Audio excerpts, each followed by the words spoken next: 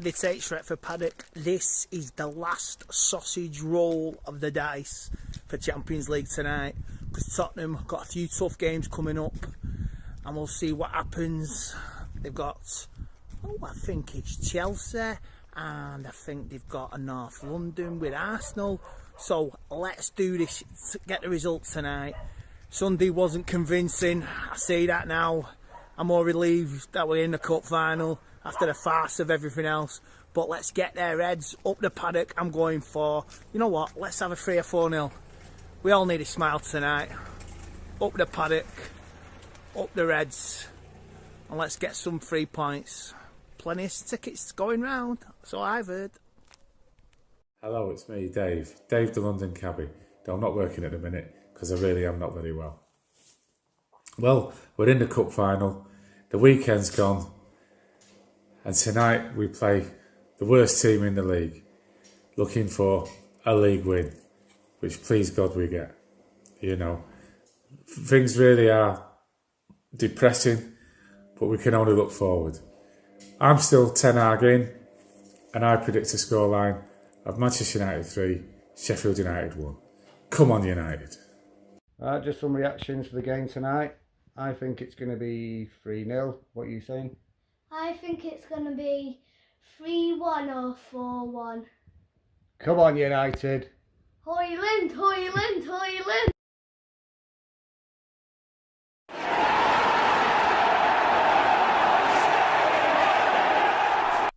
Jay here for Stretford Paddock, and this is the Sheffield United watch along. Joining me, as always, I feel like I should say, is Mr. Ronaldo Brown. You alright? Yeah. What's up? Do you know? Why did I take that off the table like that? I mean, we're not sponsored by we're not sponsored by a competitor either. You snatched that away like we had suspicious some sort of brand deal with one of their rivals. Like, oh, quick, get rid of that. No, I mean, you can keep it on. I'm going to have my drink on the table, and we're not sponsored by them either. You're okay? Yeah. I'm alright. I'm looking forward to tonight. The team news is out, and we'll go through that in a minute. Also joining me, as always, is my good friend, Mr. Scott. How are we doing? I'm alright, mate. Yeah? As excited as Ronnie is for this 6-pointer. I feel like, lads, the energy in the room is deflated already. Are we already thinking that this is going to be a difficult evening? To get through, to watch. Yes, I think so. Yeah. I mean, every United game post Liverpool in the FA Cup has been a tough watch. There hasn't been one where there's been like, oh, that was nice. That was enjoyable. I'm dying for a game like that. I know. Even when we were 3-0 up, we were doing the watch-along on Sunday. It wasn't the greatest game to watch, but we were 3-0 up. It felt comfortable at least. We felt a bit relaxed. Do you know what I mean? It felt like we were relaxed at that point on the watch-along, and then it all went. It's so weird because it's almost like you were surprised but not at the same time. I'm not surprised after the fact. Do you know what I mean? Because I predicted that it would be 3-1. So when it was 3-0 up and they scored, I was like, my prediction looks about right. There's still only just 20 minutes left only. And then we just basically capitulated, which makes me concerned about tonight because Sheffield United are one of the worst teams that have been in the Premier League ever for a long time. Yeah.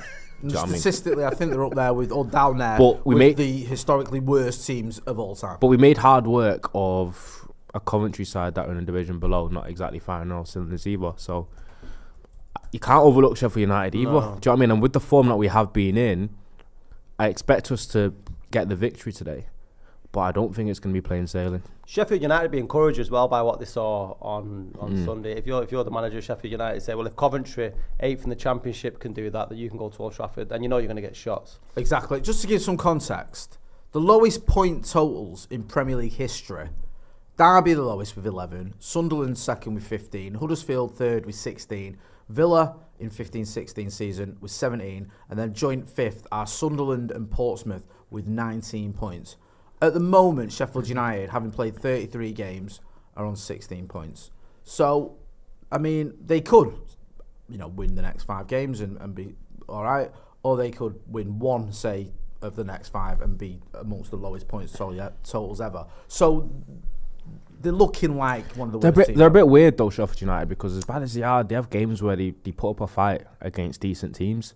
Because I watched them against Newcastle at home about earlier in the season when they got beat 8-0.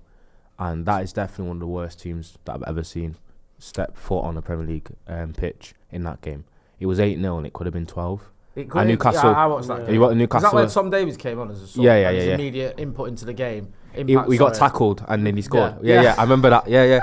It was, but it looked like it wasn't just how bad they were and destroying it. It looked like they weren't even like trying. Do you know, it was proper weird. It looked like a Chris school Wilden game. more or less said that about them yeah. after the Burnley game as well, where they got battered. He said something like that. He said they look like they give up. It looked like they give up. They went 1-0 down, and it was almost like you can say, "Oh, they're performing badly and they're not good enough."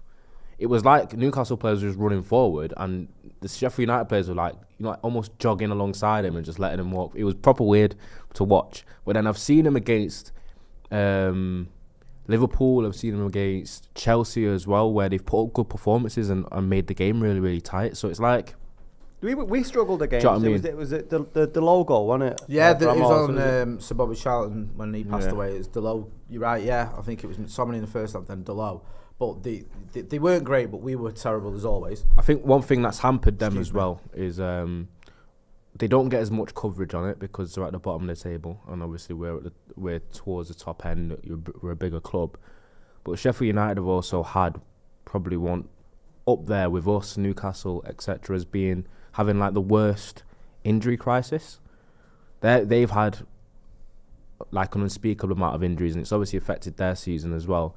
And it looks like they're going to go down at a whimper, really. But they have had a season that to forget when it comes to like the availability of their players and the injuries that they have had. So they've been really, really hard done by. They've performed badly, but they've also had bad injuries as well. Yeah, it's been a sort of the perfect storm of awfulness for him. Let's have a look at this Manchester United team, then you can see it on your screens. The back four is Andre Onana in goal. We've got Wan-Bissaka. I think he's going to start on the left-hand side. He usually does when he plays with Luke Shaw and Tara Malacia out as well. Maguire and Casemiro, again, at the centre-backs, as the centre-backs. Diogo Dalot at right-back. Then we've got a midfield of Kobbie Mainoo, Christian Eriksen getting a nod. We'll get reactions to this in a minute. Bruno Fernandes, and then you've got Alejandro Garnacho, Rasmus Højlund, and Antony starting. No Marcus Rashford in the squad, so you've got Antony there, and then your substitutions, you've got Bayende, Harry Amas, the youngster, Ogunene, Jackson, McTominay, Forson, Amrabat, Amad Diallo, and Wheatley as well. Scotty, I'll start with you. What do you make of that 11? Not really surprised because I think there was rumours that I thought Rashford was injured and McTominay might drop to the bench. So, but with Eriksen in the midfield, I don't think he did much when he came on at the weekend, and his legs as well. It's just a bit worrying. He's great when he's on the ball, but I think we do lose ground in midfield, and not having a Casemiro in centre mid. I know as bad as Sheffield United are, I do worry there. I'd like to have seen Amad start. I just think with the quotes we were saying before the game, like the quotes that Ten Hag came up with this week that he's not had enough game time, and then here he is again not getting enough game time. But I mean, regardless of who United put out of our squad tonight against, like I said, one of the worst performing teams ever in the Premier League, you'd expect Manchester United to win. Expect them to. Will they? Thanks, Ethan. Yeah, I mean, I agree with that. I say this every week. I look at the 11s almost every single week, bar like when we play maybe City or Liverpool, and go, we've got the better 11. Even with injuries, I still fancy us. I'll get to the Sheffield United team in a minute to put it into context. But what have you made of that starting 11, Ronnie? I'm looking, concern-wise, it's the mobility in the midfield that's concerning me. There's little to no like defensive solidity in that midfield three, really. The most of the defensively secure player, I'd say, in the midfield three is probably Kobbie Mainoo. And that's not exactly his strong point either. I think he's much better in advanced areas going forward and obviously on the ball. But obviously that's probably based on the fact that Sheffield United are probably likely to sit deep, and you might need Eriksen's extra creativity and his passing ability. But it's still a concern on transition because we know Eriksen's not the most mobile, and Mainoo isn't the most mobile either when it comes to like defensive transitions. So that's the only worry for me. Obviously, we know about the lack of pace between Maguire and Casemiro as well. So I don't know. It's a strange one. Obviously, no Rashford due to injury is fine, but I would have liked to have seen Amad instead of Antony. I think that the Antony starting ahead of Amad is what frustrates me the most, because when Amad came on against Coventry, he showed more in about 5 minutes than Antony did, and I thought Antony was one of Coventry's best players when he come on. No, I agree. I think it's almost been ignored and all the nonsense about his cup in his ears.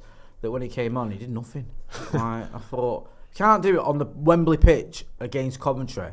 When can you do it, man? That's your moment. And he's another one who's not really built on the Liverpool goal. I thought, okay, almost all is forgiven when you score against Liverpool in that game. Let's do something afterwards. Did all right against Chelsea, to be fair, but then other than that, he's sort of reverted to what we were used to seeing with Anthony, which is a shame. They're the two highlights, aren't they, for the season though, against Liverpool and Chelsea? That ball for the Chelsea game. Yeah, on the outside that's it. Yeah, unless you start talking about his performance against Newport County, that's. You're struggling to find anything. Let's talk about Sheffield United. Let's go through their team. Foderingham, Trusty, Hamer, Archer, Berrington Diaz, Akmer Dozig, Bogle, Osborne, Blaster, who's the captain at 20 years old, according to the Sheffield United Twitter. Holgate and Brooks. And then on the bench, you've got Gerbic, Norwood, Souza, Slimani, Larucci, McAtee, Curtis, Osula and Hampson. If you're Sheffield United, right, you're looking at this game thinking, we can get something. Or are you looking at it going, I think with other games coming up that are probably going to be the ones to focus on, because sometimes relegated or teams fighting about bottom will think like that. But I feel like with Sheffield United, the 7 points from safety, they've got a game in hand. They're playing arguably the worst United side in Premier League history. Statistically, I think we are. I'm going for it, because I saw a report the other day statistically in terms of like expected points, shots for, shots against, and a bunch of metrics. It's been the worst since Fergie was here, which is weird. It's so weird. It's so weird. This tenure's weird because then you counter that with like 3 finals in 2. This team makes no sense. Well, go on, and what do you think of that? Because Ten Hag defended himself, didn't he? And this in my group chat, that's anything to go on, and social media. That seems to have divided opinion because he came out fighting his press conference. And I don't mind that, to be honest with you. But people have got a bit annoyed at the way he's come out fighting. Like, three finals in 2 years, 4 finals in 3 years. I think if he counted his Ajax final as well. And some people going, oh, I'm not going to count his Ajax final. I know. He did though. Oh, he did you? But the thing is, Jose did that and got ridiculed. Yeah, start using someone else, using previous clubs' trophies. Yeah, Charity Shield. He said three Premier League titles, respect me and all that. Nah, but with Ten Hag's tenure's weird to describe in that sense because compared to the other managers, it's like we've had the lowest of lows under Ten Hag, but we've also had higher highs than a lot of the other managers. So it kind of it's a weird one to judge in terms of like getting to finals, etc. Yeah. Finishing third, which isn't the worst. But then some of the lows that we've had have been as low as we've ever seen at the club ever, and that's not me. That's not like I've never seen United lose 7-0. Yeah, exactly. That's not. That's truth. That's factual. Factually, do you know what I mean? The worst result in my life. Every single week, single week we see. I'm not trying to hate on him, but it is. We see a different statistic every week about this is the worst since 1992 or 1983. Literally, that is all we see week in, week out. So it does very much feel like the David Moyes era. Do you remember when Moyes took over? And it's like we haven't lost to Everton at Old Trafford for 40 years. We haven't lost to Newcastle for 30 years. Liverpool at home. Fulham at home. Yeah, we haven't lost to Fulham. And like every week was another record being broken because Fergie had this record. But now Ten Hag's broken Moyes' record. Now it does feel like that again. Hit the like button, please, people. Let me know what you think of the starting 11. You okay? Yeah, because I was going to say Sheffield. You're right about Sheffield United. I don't think they. Oh, sorry. I think they'll come into this kind of incentivised by what they saw from Coventry, but also knowing the form that we have been in and how open that we can be, and obviously with a couple of injuries we've got. I think Sheffield United coming to Old Trafford, 7 points, nothing to lose, and I think that's what makes them a little bit dangerous today.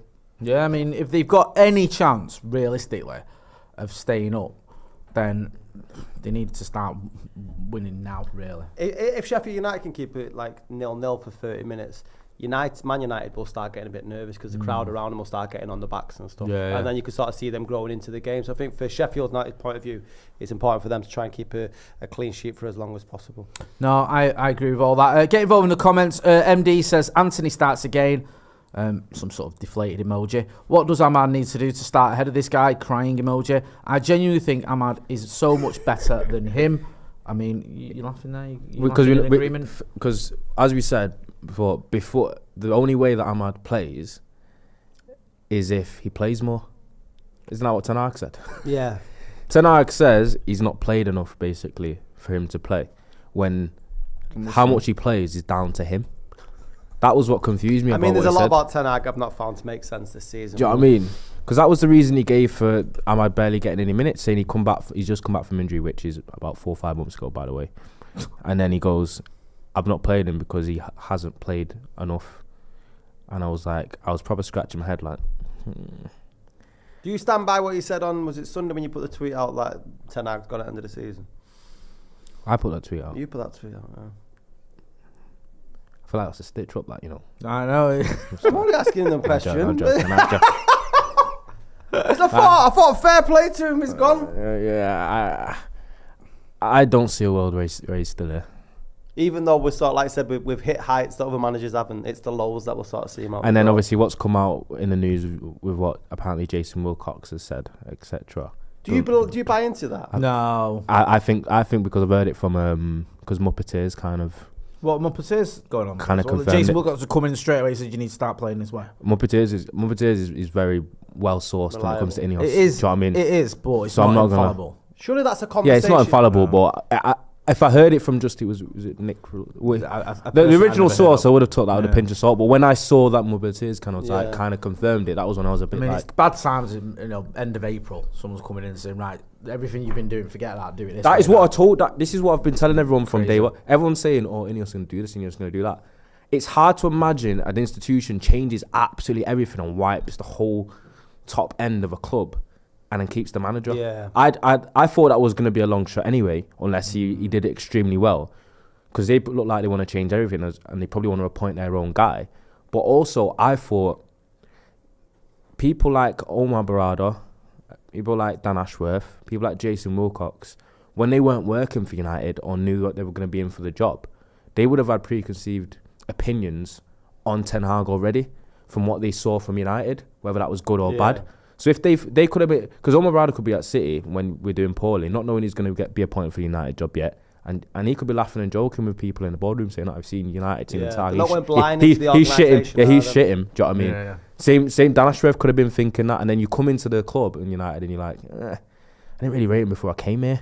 Do you know that? But that's the kind of angle I get. Do you know what I mean? As someone who would win them over as well with his personality or whatever. Not being horrible on him, but I've sort of said this a few times. Look, when you're struggling or when there's a question marks about it, sometimes if you're a bit charismatic or you've got a warm charm, you can win people a little bit. Yeah, do you know what I mean? I thought this about him, but when I actually sat down with him, I was a bit like, I get it. But sometimes tonight, I think he comes across as a little bit aloof, a little bit. I think Joe always uses the word stoic, which is a good way of putting it. Like it just gives me a little bit school teacher vibes. And I've been in a couple. Someone said to me, "Oh, Jay," because I mentioned this about his press conferences, and someone said, "Oh, Jay, how do you know you've never been in his press conferences?" Well, I have. What do you expect from a man that wears his United kit to a beef for rocks? I love that though. I'm fully on board with that. That's class. Have you heard that, Scott? Someone who walks around this office in what you wear, somebody dishing out inside. He wears like his United. Does he wear sliders and a vest and a like do-rag? t-shirt and shorts and that when he was on holiday in Ibiza. Anyway, come on, man. The guy goes cycling for a bus. In He ain't a pie animal. Like, in the he was probably in pre-season. Ibiza with his tactics board up in the fucking back of the rave. He's going, He's a moving his millionaire. pills He's a around on the millionaire table that could to show you where. could at least have a white t-shirt on or something. This is what Eric Ten Hag said about Ahmad. He said about starting and opportunities. He said Ahmad deserves it, but don't forget he had a long period in the season injured, so we rebuilt him, and now he has had some opportunities and made a real contribution. On Sunday, he played in the position that is not his best position. He started as a striker, and then he had to play in the midfield, so he did well. We have a number of players in that area. There is big competition. He already deserved more minutes, more game minutes, I would say, but I have to choose there. We have Garnacho, Anthony, we have Forson, we have a number of players in that position. We have to make choices there, but I am very happy with his performances and his progress. I see his qualities and his assets can really contribute to our game. So he's, singing his praises, but at the end of all that, but I'm still not going to pick him. I'm pretty sure Anthony walked back. I know it was different reasons why Anthony was out because of what was going over in Brazil. But you'd expect fitness to be an issue. But as soon as Anthony came back to England, he was back in the squad, wasn't he? Yeah, how much do you think of it is favouritisms with Anthony? Yeah, and also let's have this right. This is the reason why Sancho was kicking up a fuss because Anthony was getting played ahead of him. Yeah, and also I mean, I've been very critical of Jadon Sancho the way he went about things. I don't think it was the right thing to do, putting out tweets and then refusing to apologise once he's deleted and all the rest of it. But if you just want to get it to numbers, Sancho's numbers stack up much better. He's a better player than Anthony. I'm taking his personality away. So, Jadon Sancho's a better player than Anthony. I can understand the player being miffed. I just don't like the way not at all. He went about airing his grievances. But I understand it. If you're looking at it going, and also we don't see what goes on in training. That was the whole crux of the Sancho problem, wasn't it? So Ten Hag said he's not trying in training. He might have looked at it and thought, well, hang on a minute, I'm trying more than him, and he's in the team every week. Now Sancho's Champions League semi-final and Anthony's cupping his ears against Coventry. What's your take on Sancho? Would you take him back? Do you see him coming back? Do you know what? Yeah, I'm not going to sit here and lie. When Sancho was here, I thought he didn't offer us anything, pretty much. Yeah. Do you know what I mean? I didn't. Because of how he was managed, you think, or I don't know. Ollie as well. He's got all the ability in the world. I've seen him since a young age, and he's an absolute baller. But we just didn't see it at all for United. So I'm not really in the camp of saying I'm desperate for him to come back. Do you know what I mean? Obviously, it was a big investment, but. Anthony and Sancho, for me, are in a similar ballpark of just completely underwhelming for what we wanted from him. I agree. I was massively disappointed with Sancho. He never got going. Like, he's never got going at United. No. Even at Dortmund, now he's gone back there. I know in the Champions League semi-final, but I don't think he's not set the world alight. Been the player that left Dortmund, and it's sad to see because when we got him, he was so excited, and all that sort of rigmarole we went through to get him. It's the whole Man United PR campaign as well. At the back of it, wasn't it? But he's one of those players that you can understand it, can't you? You look at him and you go, wow, this kid is mint. Got a little talent there, innit? Yeah, and then he came and he's like little glimpses and the occasional game. Like, I remember at Stamford Bridge and against City, he scored a great goal, didn't he? And Liverpool against the Scousers last season, but it's been. We ain't recouping that money, is what I'm saying as well. We're not recouping money for anyone. Any of the players we bought. I'm not gonna lie to you though. Them receipts ain't worth shit. The thing is, it's like a car. You drive it off. As soon as you drive off the lot, as soon as United sign a player, their value halves. As soon as they sign that contract, doesn't matter if they're 18 years old. Half. The only thing I don't like about that argument is, apart from a club like Manchester United, when you're historically or traditionally a top 3 club in the world in terms of size, stature, whatever. Yeah. It's very rare that you are going to sell on a player from a club like Manchester United for a big transfer fee or for a prof, unless it's like a young superstar like Ronaldo, where he's going to Madrid. Do you know what I mean? I think outside of that, my point though with that is, it's never going to get the money recouped. Tongue in cheek. It's pretty drastic how you've signed 2 21-year-olds, and I'd even throw Donny van der Beek in the mix, and within a year, I think all of them the value's halved. I think Donny van der Beek's been a bit longer, hasn't it? I think Dan James was probably the last player that got it's like that's the worrying thing for me is how quickly these players have dropped from the levels that. I mean, Anthony, we overpaid anyway, massively overpaid. But that's the sort of the mismanagement of the finances. But with Sancho, it's just been a shame. Sancho seemed like market value at the time for what we signed him for, though. I don't think was it 73 million? I don't think 73 million was that ludicrous for a player like Sancho. It wasn't. I think it was it's the kind of figure you'd expect. For what we expected to get for that money as well. But I don't know, because we talk, and then you've got Ahmad, who was a youngster, 18, up to 30 million. Yeah. I think United went very early with him, though. I think he played 60 minutes of professional football. Yeah, and then thingy rate, but it seems like even you say that quote when a manager goes, "Oh, I like this player, but we've got this player." He's naming the players that he rates above him. Yeah, that's when you read in between the lines. That's what he said. Forson. That's what stuck out to me. Yeah, which because it's been obvious already. He really rates Forson for whatever reason, and he's shown early in the season that he actually rates Forson more than he rates Ahmad. Because he started him in a couple of games where instead of Ahmad where we had injuries, and then I think Forson got dragged off because he played poorly. Because I don't think I've ever seen him play well for us. I've not really seen Forson the kid who got shouted at when we was in Vegas. Yeah, Dortmund in the Vegas game. But I don't know. Managers have their preferences like that. There must be something about a man's game that Ten Hag doesn't like. It seems very strange to me when you're struggling and you've got a player there that looks like he can be very effective for you, and you just ignoring him. I'll name this podcast later. He's been a member of the academy for 4 months. Says United have dropped 17 points from winning positions this season. We could have been contenders. Fergal McClement says, did Ahmad not get Ten Hag a birthday card or what? I'll go through some of the other comments as well, but get them in.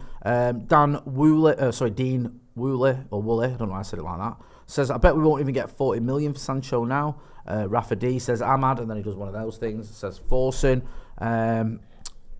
Loads of other. Oh, is that some Mo Farah thing or? It was like that. What's that? The bracket. Bracket, is it? Yeah. Is it? He's indicating that Ahmad is better. Greater than. I thought bracket was like that.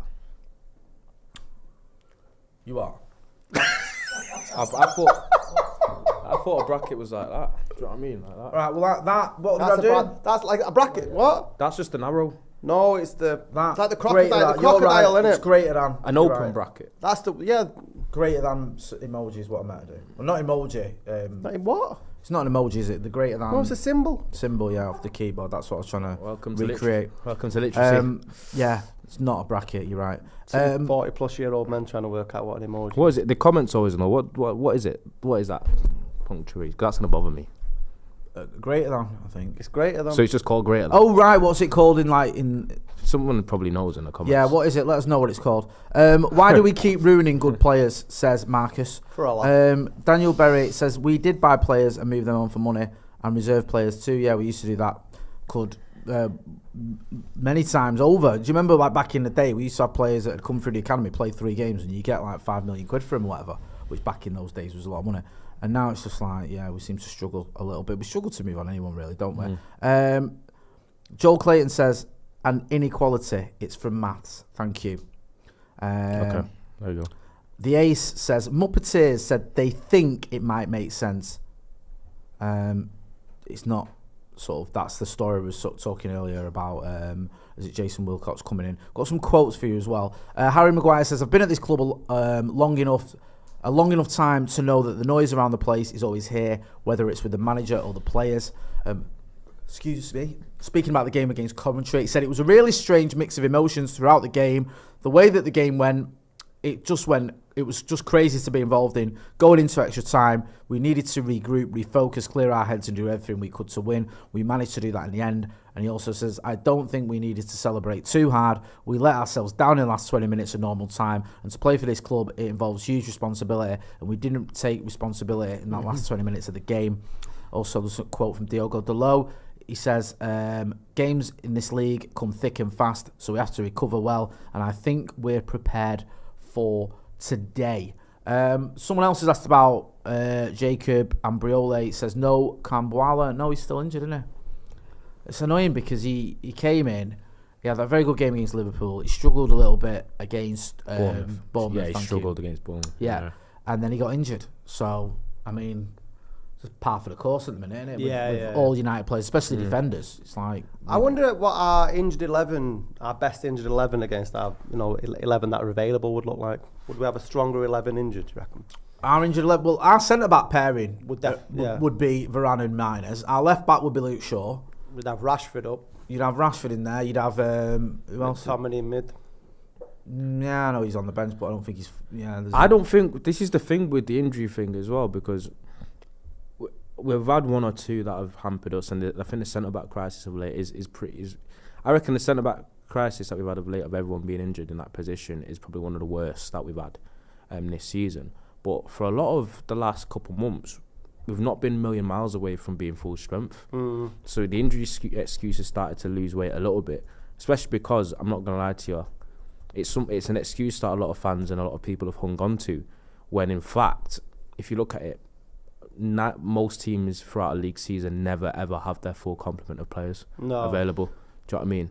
I think because things have been so poor, it's stuff that I think is like, I call it copium, that people are hanging on to. Do you know what I mean? As like the main reason.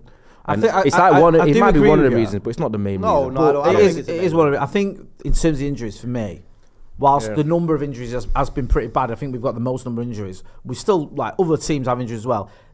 Losing Martinez and Shaw is a massive, massive loss for us. I think especially Martinez for the way he played last season, how important he was to us last season. And I just don't think the replacements have been there. Sometimes you get an injury and someone comes in and sort of steps up anyway, so you don't miss it as much. Do you know what I mean? Like, there was a time when, for example, Wan-Bissaka was probably your preferred right back, then Dalot comes in. Do you know what else could be true, though? I don't think anyone steps up at centre back since Martinez has been out. It could be true that our full strongest start 11 when everyone is available anyway isn't that great anyway. Well, Do you know what I mean? two of the players That's like- last season were Yeah. phenomenal or very, very effective for Ericsson were Casemiro and Marcus Rashford. And this season, both of them have almost fallen off a cliff. Yeah, they've just not been the same player at all. The other players that were effective for him, Christian Eriksen was one. We forget before that injury against Reading, he was vital. And also Miners and Shaw, we've already mentioned. So, Yeah, because two of those players it's just form really. It's Yeah, left them. 'cause- They've not been injured. It's just they've not been any good. No, but if you look at the players that have come through, McTominay's had a good season. Yeah. You know, it's got not maybe not performance, Has but he? it's for his goals. You won't convince him he's had a good season. He done Right, McTominay's had a better season than Rashford. I'm not saying For he's goal- not. Well, you're making an Yeah, it sounded like argument. you I'm were. not making. That's just an argument that no one's made. yeah. What I'm saying to you, Can't- is can't- comparatively, You're lucky Abdullah's not here. That's what I say saying that. can't get a word in edgeways of him. Much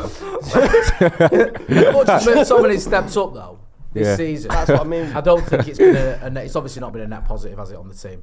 No, but he stepped up and done something. Dude, There's players that have stepped up and done now. Nah, That's I exactly agree. what I'm saying. He scored some of the important players goals. we've That's what I meant. Yeah, yeah. Yeah. But a lot of the players that played well last season haven't. Where McTominay's probably the only one from last season who was here who's been more effective, I'd say. Anthony's been worse this season, believe it or not, than he was last season. Hoyland's come in, he's done all right, but Yeah. I think in terms of his goals in the Premier League, it's like he had that purple patch. I don't think actually he's got that many more than Martial had at this time last season. I know obviously Can I have one, Martial Ethan? was injured constantly. Garnacho, I'd say he's had a better season. yeah, I think so. I think he's played a lot more games. And obviously Kobe mainly didn't play last season, but he's come in and he's been Delot. amazing. Delo, Mason Mount's been injured all season as well, but then it turns out he doesn't even make the strongest 11 anyway. Yeah. That's That's a bit of a strange. weird One of the what strange. about signings Bruno? that Do you we've think had. Bruno's had a better season this season or last season? Probably better last. Yeah, I'd say so. Yeah. Yeah, because I think him and Rashford were linking up a lot more, weren't they? What are you making of Fernandez's? And then there's Onana as well, isn't there? Yeah, creation for Hoyland for goals. Is he underperforming? Is Hoyland's lack of goals down to the lack of balls getting assisted to? There was a time was it on Sunday where Hoyland was sort of dithering on the ball when we were 3-0 Yeah, up? he had the chance where he took about 5 touches, Yeah. didn't he? I feel for Hoyland, he should never. Everyone knows this. He shouldn't have come in and been the main striker straight away at United. He'd had, was it one really big season at Atalanta? Had where 20 games in here. Even that wasn't like ridiculous. Yeah, it's mad. People forget that. Numbers. People It was forget like- he was literally signed for to be backup, weren't he? Yeah, to and be then like he becomes first choice. Not just first choice, like essential, playing every minute of every game almost at one point. So I don't blame him. I just feel that the fears that we had or the reservations we had have sort of come to fruition in the sense that you can't just rely on this kid week in, week out because he's finding his feet himself. He's only a young lad. It's his first season in the Premier League. What's going on here? What's that? Santa. Oh, thank you so much, Ethan. Little cola bottles. Thank you. Ronnie's just getting cola bottles delivered to him by producer Ethan. That's decent. So go on. I shouldn't have one that's covered in sugar, aren't I? What are you having, Mum? Nah, Well, no, I can't resist the sweet.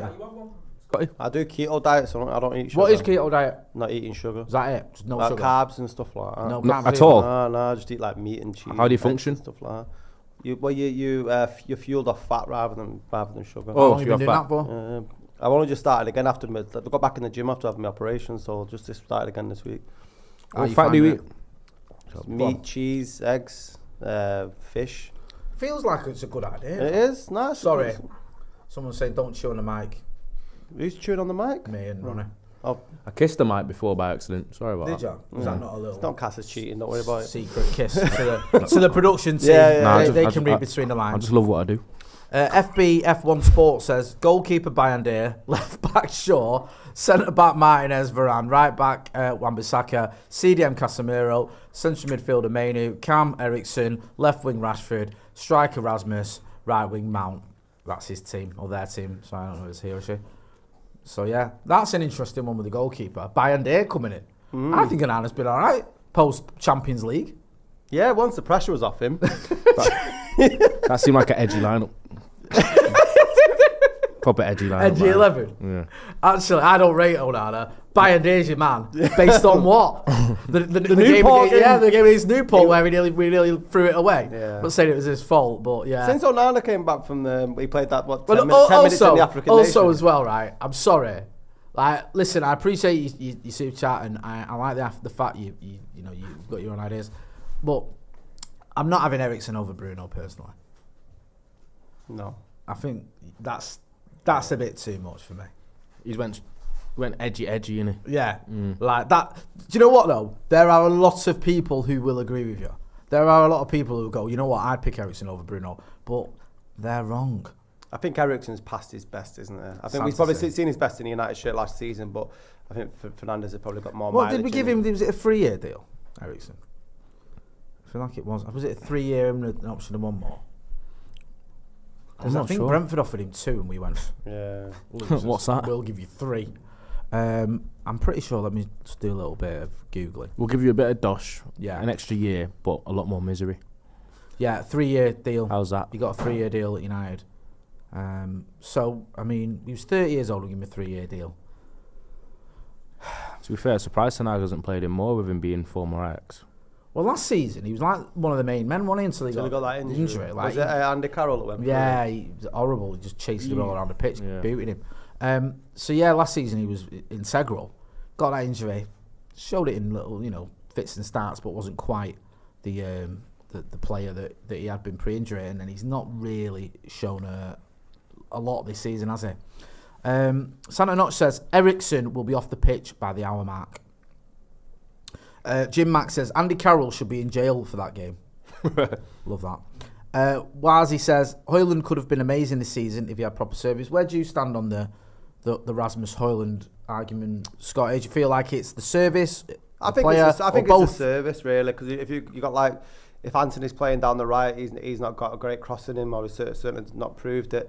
Garnacho's a lot more direct. I thought when Rashford and Højlund, there was a couple of games earlier on, it looked like them two were linking up quite well when Rashford was playing out on the left. I don't think he's had a brilliant service, and I think Fernandes has been a bit hit and miss. I'd like to see Fernandes play deeper. I don't know how you feel about that, Ronnie, in terms of getting the balls in from the back. It doesn't seem like there's a lot of space. With the Højlund thing, I think the service thing's true to an extent. I think a lot of the season he's definitely not received enough from that standpoint. But I think of late there's been a couple of games where even when he has been getting service or he has been given a ball, he's been quite poor. Yeah, I think he's had a few of his more poorer performances since he's arrived of late, which is obviously a bit of a concern as well. Because I don't think it's just a service excuse that you can give him as well. 'Cause sometimes the fact is with Højlund, he's 20. Weren't meant to be the main man. Weren't meant to be a starting week in, week out. He's developing, and there was always that concern of United and how much of a circus and how dysfunctional that we are of his development being a little bit derailed, because we have a track record for that for any players that do come where they very rarely actually get better. So you're hoping that probably in a better team with more consistent service and opportunities, he'll have more opportunity to make mistakes and get better. Because I think what's happened recently is he's early in the season when he was at the purple patch or when he was actually playing well, he was making the most of every little crumb that he would receive in terms of getting the ball in service. Now it's not quite coming off for him when he actually does get the ball, but he shouldn't have to be relying on being perfect. No. Every time he receives the ball, every time he gets one chance a game. But unfortunately, the way that United are set up, that's how it's had to be. He needs to be clinical every single Do you know what I mean? opportunity that he's getting. You're right that purple patch, was it just after Christmas? Did he get 7 in 7? I think so. He got like and then he got player of the injured, didn't month he? or Because something. everything, like every game, if it was up to was it the Newport game around then when he got injured, and then he's not come back. I don't think he's scored since. Yeah, it's about rhythm as well. Yeah. Yeah. I think it's very hard for someone like Højlund to get in a rhythm when every game is kind of like limited touches, limited opportunity. You're not going to kind of Sorry. get up to speed. FB F1 Sports says, so forgive me, says, sorry, not my 11, it's the players who have been injured this year. I'm not that stupid. So that team that he was selecting was players that have been injured this year. So even Bayern Day's been injured, which is, says it all really, doesn't it? When you look at that 11 then, put it into context, there's quite a lot of players there that are, useful. Yeah, that would, obviously, the defenders are the obvious one. Thanks for that, FB F1. My road trip, who's been a member of the academy for 20 months, says, would you rather see a winger come in who can feed Højlund or another striker to back him up in the summer? Great question. Because you wonder, because it's a year on, isn't it? And you'd expect maybe a year at Old Trafford, you may be able to have that pressure. What do you reckon, either of you? Is the next striker backup or first choice that comes in the summer? Has Højlund done enough to say you can fuck right off, this is my number 9 spot? I can't see who the striker is that Manchester United sign in the summer, because I don't think we've not got never-ending funds to put out there, or the strikers that are available. Ivan Toney maybe that could come in and do that position, but I think he might be going to Arsenal. Who is the out there that's going to be coming in and take that number 9? Yeah. I'll tell you in a minute. But okay. I think we do need to sign another striker 100%. Without doubt. Yeah. Losing Martial anyway. Would you have them? Do you expect it to be someone who comes in and, let's say, challenges for the first team, or is a backup to Højlund? Challenge. I still feel like this. I like Rasmus Højlund. I think he's a very good player, but I still feel, if we're being brutally honest, there's a little bit of the element of the jury's out. I don't think I can definitively say he's 100% going to be United's first choice rank for the next 3 or 4 years. No, I don't. I hope he will, and I think if he had to give me a yes or no answer with a gun to me, I'd say yes. But I don't think it's set in stone. I really don't. I think there's still that sort of slight doubt as to whether he is at the very level you need. but can you see Man United going out in the summer and spending 70+ mil on a striker? No, I don't think it'll be that price. I mean, That's what I mean. It's not going to be like one of Europe's elite strikers. What about the kid from who's that Tim Pot team? Newcastle. Wow. Is it Isaac? Your camera angles are about to go right out the window there. Or the lad in what's his name? Bournemouth striker who scored against us. message in turn. Yeah. Go on, bro. Can we just cut to my single or to Scotty's single? Thank you. I think Alexander Isaac. There would have been a time, right, where we would have gone. Excuse me for banging on the table, but I was emphasising a point. We'll have Isaac. We'll have a bit of who's Newcastle's best striker, who's Spurs' best striker, who's whoever's best striker. We'll get him. Those days are long gone, aren't they? But Dan Ashworth would know what Isaac's on. I think that's going to be part of the deal of getting. That you can't. There's going to be some sort of like. There's talk into of us not being able to buy anyone that was on his list, which is ridiculous. Oh right, yeah, because sporting directors have lists of like binders full of So it's like when people do stocks and shares and you can't take your portfolio with you. You can't. What's that? You can't buy him. If I was Dan Ashworth and I knew this opportunity was coming and I'd been making such a shit file. Yeah. You know what I mean? Like leaving this with like a piece of paper. What's this? Like Richard Dunn's coming back to play. Yeah. Dan, this list that's written in crayon, it's got 4 names on it, and 3 of them are dead. Yeah, I'd be trying to stitch up, but I get your point. I don't think United and Newcastle are going to do any business. What about Bournemouth? I can't remember the lad's name. Dominic Solanke. Yeah, he's had a great season. I mean, 20 goals, is it? Yeah, you could take a punt on him. You got to remember when Solanke was younger, he was at the Scouts as well. He's at Liverpool. I mean, not going to hold that against him. No, I mean, everyone learns from the mistakes. He's 26, so That's he's a good a age. And he could do it in the Premier League. He's not going to cost all the money in the world, is he? No, I just feel that strikers, just especially, I know he's only got 1 cap, but he's been in the England team, hasn't he? Yeah, 20 goals this season. Which is better than anyone close to what we've got. Do you feel like he could do a job for us, or do you feel like he's just having a season? Nah, what was he last? How many did he score last season? 6. So his Mark jumped. And what season before that? He was in the Championship, but he banged him in the Championship. He absolutely smashed. He knows, him in the yeah. So he knows where they're next. But his Premier League seasons have been. I mean, I don't know. I'm not arguing either way. I'm just saying, like. I just say how many's Højlund got this season? I think it's 7. I think. So he's got 13 more. Well, that's what I mean, though. If you're Dominic Solanke, then if you come to United, let's say we go out and we get him for 55, 60 million. I think you're gonna have to spend that to get him. Even at Bournemouth, maybe even a little bit more. Are you coming to United to play second fiddle to a player? I'd be rolling in there and saying, listen, I've just banged 20 goals last season. That's my thing. Yeah, but Højlund, like, what is he, 21 next year? No, he's 21 now, I think. He's 21 until he's 22. Exactly. But I think, earn your stripes. But like you said, I don't think Højlund's done enough to sort of prove his position. And don't get me wrong, I don't want anyone to misconstrue this. I love we're going to be shit for a while, yeah. But I just think that 7 goals in the Premier League in 24 appearances, 13 in all competitions, that's decent. It's nothing, it's not shameful. 13 goals so far this season in all comps. I mean, it's pretty much, I think Joe Smith called it. He said, don't be surprised if he gets around 15, 16 goals in all comps. Do you know what I mean? For the entire season. And then he builds on that, which is fine. My question is, do United go out and go, right, look, we can't wait another season for him to find his feet. He's not quite at levels we need yet. Or do they go, no, he's getting there. Let's just bring in someone as backup. Do you know what I mean? Because any striker you're going to go out and get, if they're of a certain age, they're not going to want to come and play second fiddle. You're not going to get a 26-year-old coming to Manchester United and want to play second fiddle. Ivan Toney, for example, I know we're not going to get him, but let's say we went out before, right? Let's say we sold Greenwood and we sold Rashford. Let's just say, for example, and we had all this money and we went, right, we're going to get Ivan Toney. He's going to want to be first choice, isn't it? So it just depends what route United go down, because they can either go down the route of getting a 32-year-old, 33-year-old. We've been there, though. I know, who's going to be second fiddle, or a 19, 20-year-old who's going to be second fiddle. Or if you're getting someone, for me, between the age of sort of 21 and 28, 29, he's going to want to start.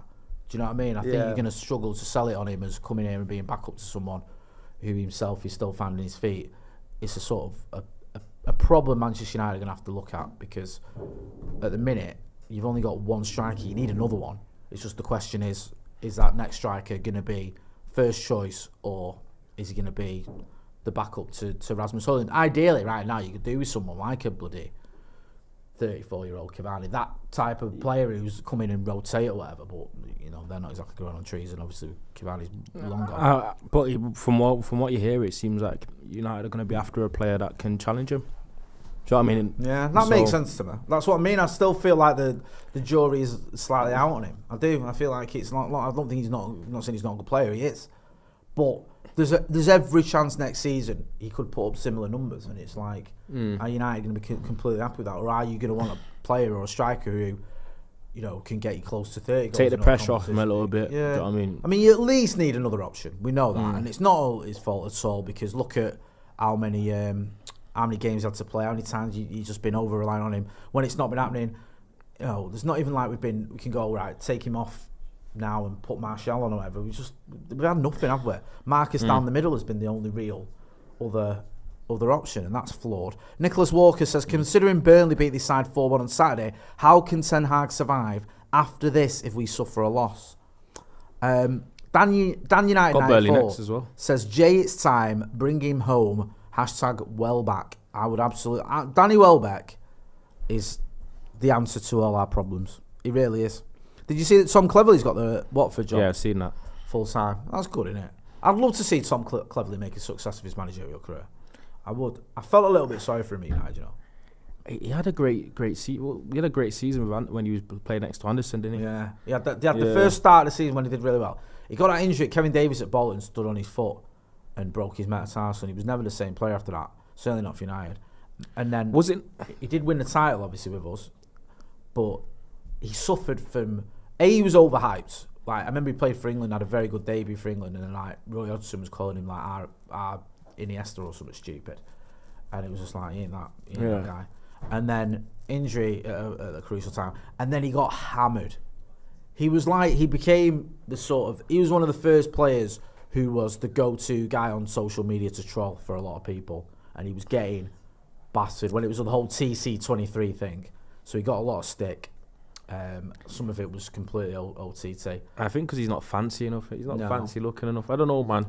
I think he was decent. I think he was decent. I remember him fondly for being part of the 8-2 demolition of Arsenal. So I think that's great. I love that you go straight to that. Straight to that, and I think the double pivot of him and Anderson was fun to watch for a little while. But hopefully, as you say, is a decent managerial tenure at Watford. Mo T says, thoughts on Rangnick to Bayern? Yeah, Ralph Rangnick's come out speaking to the German version of 90 Minutes, I think it is, or the Austrian version, and he's basically said that Bayern Munich have been in touch with him. They want him. He's actually said that Bayern Munich want me. Have you seen this man? He does not hold back. Do you think that might hamper your negotiations? He's not a liar either. He's not a liar. He will tell you whatever is going on in his life and what he thinks about anything. So I think he sort of came out and he said, Bayern Munich have been in touch with the Austrian Federation to get me. They want me. I'm happy here though, but we'll see what happens, sort of thing. So fair play to him. Yeah, he don't mince his words, does he? I liked Ralph. His football was bad. We had that 40 minutes. Jesus Christ. But, bad. you know... Mate, that 40 minutes was it. He was in love with Elanga as well. But he spoke more truth as a Man United manager than any of them post-Ferguson. But, I mean, Jason Wilcox there, Dave Brailsford. He's telling him there, well, listen to what I said to Eric. Yeah, I told Eric. I told Eric. Hey, forget about all this shit. This is what Get I on don't with get it. when people go like the sources that conversation went ahead. Like Jason Wilcox went in with 40 men deep, going to tell Eric Ten Hag, and it's leaked from one of them. Yeah. Do you know that sort of meeting you're going to sit down and have a word? 32 games into the season, -1 goal difference. Class. Unbelievable. Only Man United. Hey, we're Man United. We do what we want. Sheffield United there, -57. That's not bad. So we're That's better not than bad. them. Wow. That is impressive. I'm not going to lie. I actually double taked when I saw that. Yeah, that's crazy. Like, Burnley are one above them. They're -32, which is horrendous, by the way. But -57. When I see that, right, I think anything less than a 6-0 is a disgrace. This We've been week's spanked this year by high scores, aren't we? this week's scary as well because it's like we've got the teams you just mentioned. We've got them back to back. Apparently, one more goal conceded and they've broken the league record. At least we'll. So we could be part of a record-breaking game today. United could break records in a positive way. Yeah?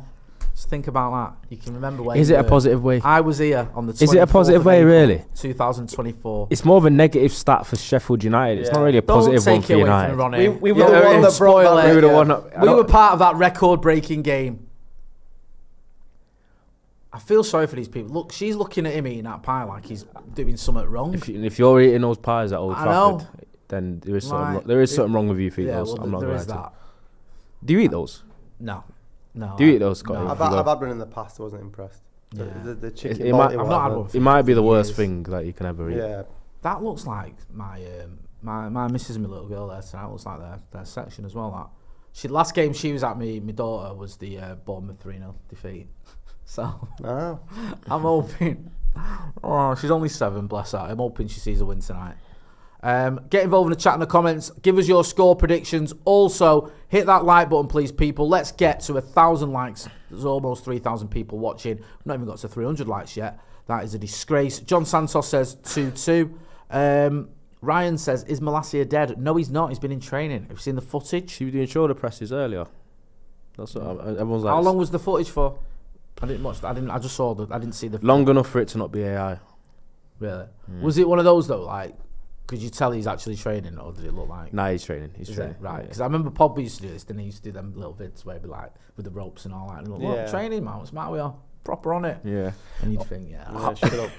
I just 8-second clip, like, in That's Dubai. someone behind him spraying him with water. Yeah. Oh, Slightly like off Ron topic. Burgundy, Yeah. 89, 90. Oh, sorry, I didn't see you were filming. Another thing I've just realised, which is going to be a concern today, especially when you're playing against these opposition where they usually make their best opportunities from set pieces, was United's team's pretty short today, isn't it? I thought you were going to say something else when that sentence started, when that word started. Short, yeah. I think You've got Maguire, he can deal with everything. just one guy.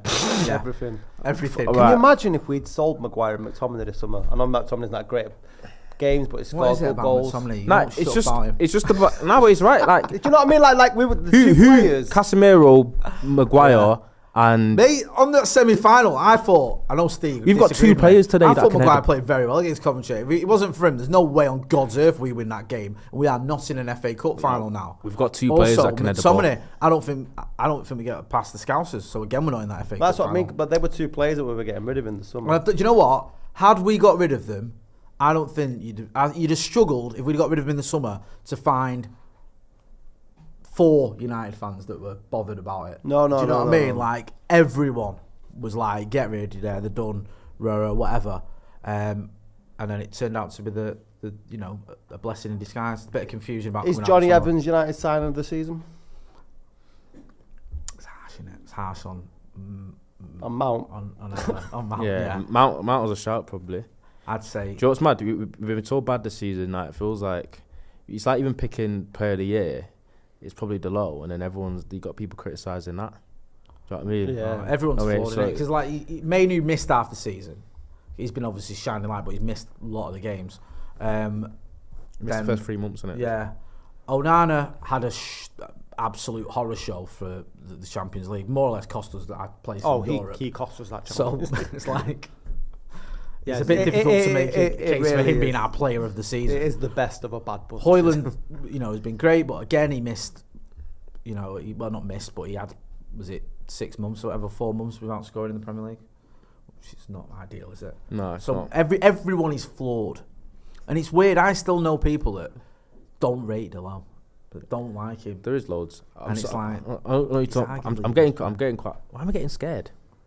Because you've watched United this season. I'm getting scared, man, because I'm looking at matchups now, and I'm looking at Sheffield United being a lot stronger than us when it comes to set pieces. Today's going to be a worry where they can equalise stuff.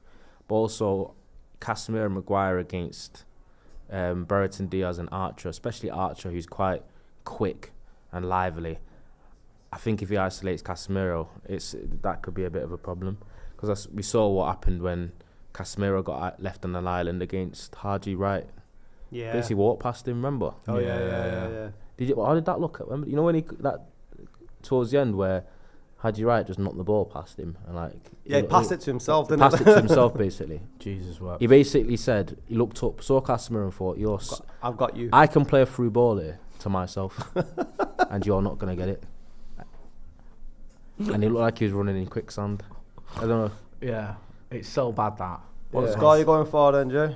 I think on the preview I said 0-0. Optimistic? Yeah. I don't see a 0-0 for these two today. But now that we've got the chance to break the record, I think we'll get it. I think we'll get that goal. So I'll go 1-0. It doesn't count then, does it? No, if they concede one more goal, they've because conceded more goals than any team in history. Is that No, what's because the it's stat? a difference in it. Oh, what's the stat, people? Whoever had put. Can we have the stat, please? As to what it is. Ronnie, what are you going? I'm going 2-1 United. I think we win today. They've conceded 88 goals in the Premier League, and that's just one behind Derby's. So they concede one more. One more than 89 goals conceded, that's the record. That's the record. Does they'll equal the record? All right, I'll go 2-2. Because if we score 2 goals, all right, well I'll go 3-3. If we score 2 more goals, then they've conceded more goals than anyone in Premier League And we history. can be proud of that. I think that's the real quiz. That'll be up there with the treble winning season. yeah. Quite fitting on the 25th anniversary of the treble that we break another record. We are basically playing another championship side today, innit? Yeah. And we know how well we do against them. Young kid there who's captain in the side today. Was he 20 years old? Our blaster. Yeah, man. Chris Wilder giving Terry Hag some advice there.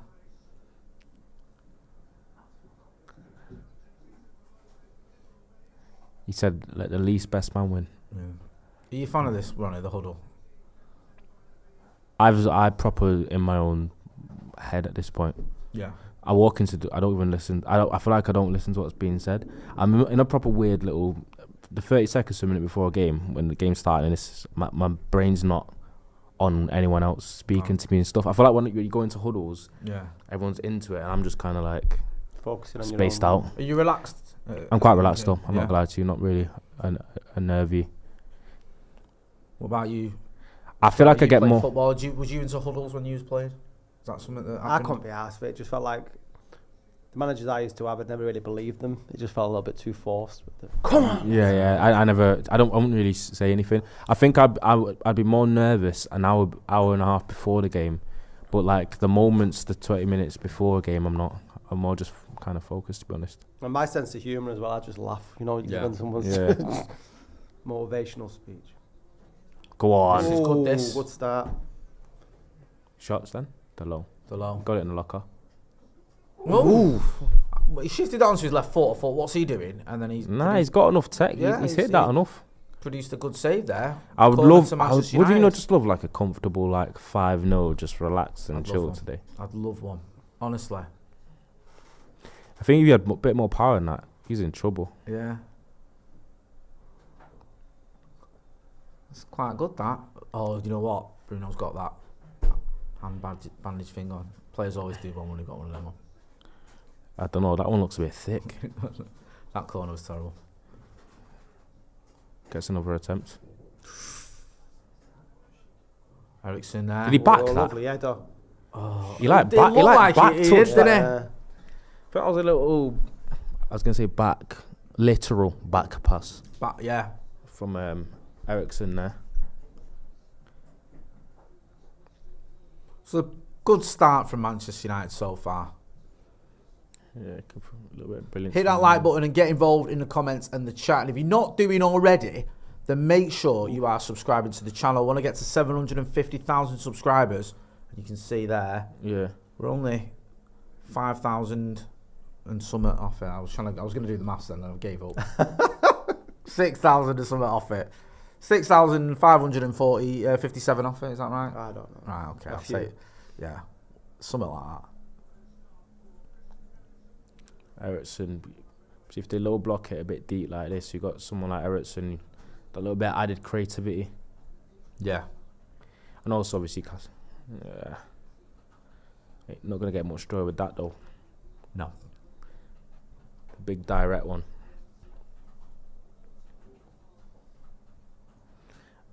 T-Man4 says, shouldn't Joe be back by now? Very soon. Mr. Smith will be back very soon. He was due back 3 weeks ago, but he saw how bad Man United were playing. Yeah, he He said, extended holiday. Yeah, he said. Just ripped up his return ticket. I've lost my passport, Jay. Chucked it into He's like the a rather river in not. Thailand. Yeah. He's like a rather not. Oh, Yeah, Archer's sharp.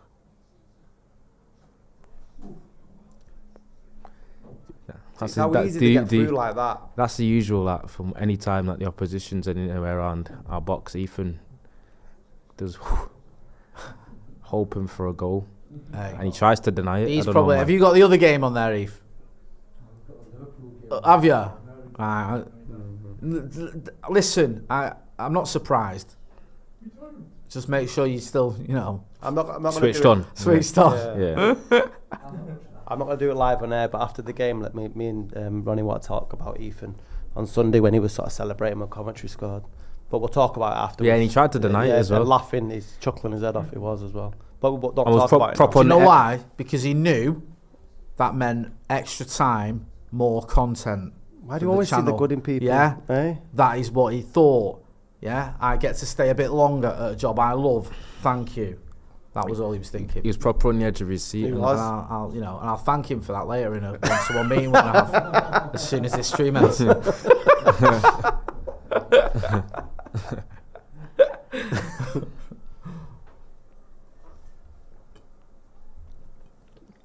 I'm more nervous now. I remembered me daughter's eyes. We're as fussed now. Now I'm thinking, God Almighty, that Bournemouth game was horrendous. And I took my lad to the Bayern Munich game not long after that as well. You love your kids, you. I know. Yeah, He was in tears after that Coventry goal that was disallowed. unbelievable. So was I. Yeah. It's just like, Is the mic how did repaired, we Ethan? I don't know. Yeah, cheers. When I did that. Who do you think will go down? Obviously, Sheffield United are definitely going. Who do you think the other two will be? Burnley. I think Burnley, Luton. I think Luton were kind of basically. Luton were basically made to go, like, the way they structured their team by signing basically the better Championship players was them kind of gearing up for when they went back return. down. Yeah. It stands them in good stead for when actually they go back down. Ross Barkley's had some season for them though, all things considered. He might find himself staying in the Premier League. Do you reckon? Mm. Yeah, he's done well. He's 30 now, isn't he, Ross Barkley? Yeah, some people are saying that United should sign him. I know, I heard them. no. on a free. On a free though? Nah, not for me. No? No, Mason Mount's I'm not gonna lie to you. I won't mind it. Really? on a free. His wages would be so low as well. Ericsson would be going. I think he's alright. I don't think he's that good. I'll be honest. I completely disagree. Bartley's a baller, man. Do you reckon? He's a Yeah. baller. I just think He's got goals in him as well. From He's centre always mid. been a baller, but when he didn't work out for him at Chelsea, and I think that's tainted everyone's view of him. But he's always been one of the more He's talented. 30 now though, like, and what has he done, like, actually done in his career? He's been like, he's a wonder kid, wasn't he? Everyone was raving about him. It was Got the into move to England Chelsea team, though, that was and it. then it's just like, if he was 24, you'd think, all right, but he's 30. And you think, what No, the but fuck we have know you he's been not doing that. for It's not. 30 We're to 12 not years? buying him, Jay. He's coming on a free for like. But you've for got no to play wages. him. You're getting him to play. You don't him, have to aren't play you? him. Well, what, you just never going to play him? What's No, the point in play. bringing him No, in? How many midfielders are we gonna lose We're in not the bringing him summer, in to be like a starter in the starting 11. I think he suits Luton because it's a small club where the pressure's off him. He had that big money move, it didn't work out. I think coming to United, and he'll probably end up playing games because we'll get injuries, and then he'll be like, why have we got him? Do you know what I mean? But We in should a- have gone and got a midfielder that could do a job for us. We're going to lose a lot of midfielders in the summer, though, aren't we? If you Who look do you at reckon's that, well, gonna go? Casemiro's going to go. Yeah. Ericsson will go, I think. That's 2. You don't know what Mount injury record. I mean, Ericsson's still got another year left on him. He might yeah, not go. but I mean, even the legs in him. Mount, you don't know what his injury record is going to be I don't like. think in the Mount's summer. going to go. No, next what I mean is, season. his injury record isn't great. So there's positions there for him to fill in. I mean, his injury. Mount's free, injury for record. free, this, though. this, but I don't think he's good enough. That's my point. It's not like I think.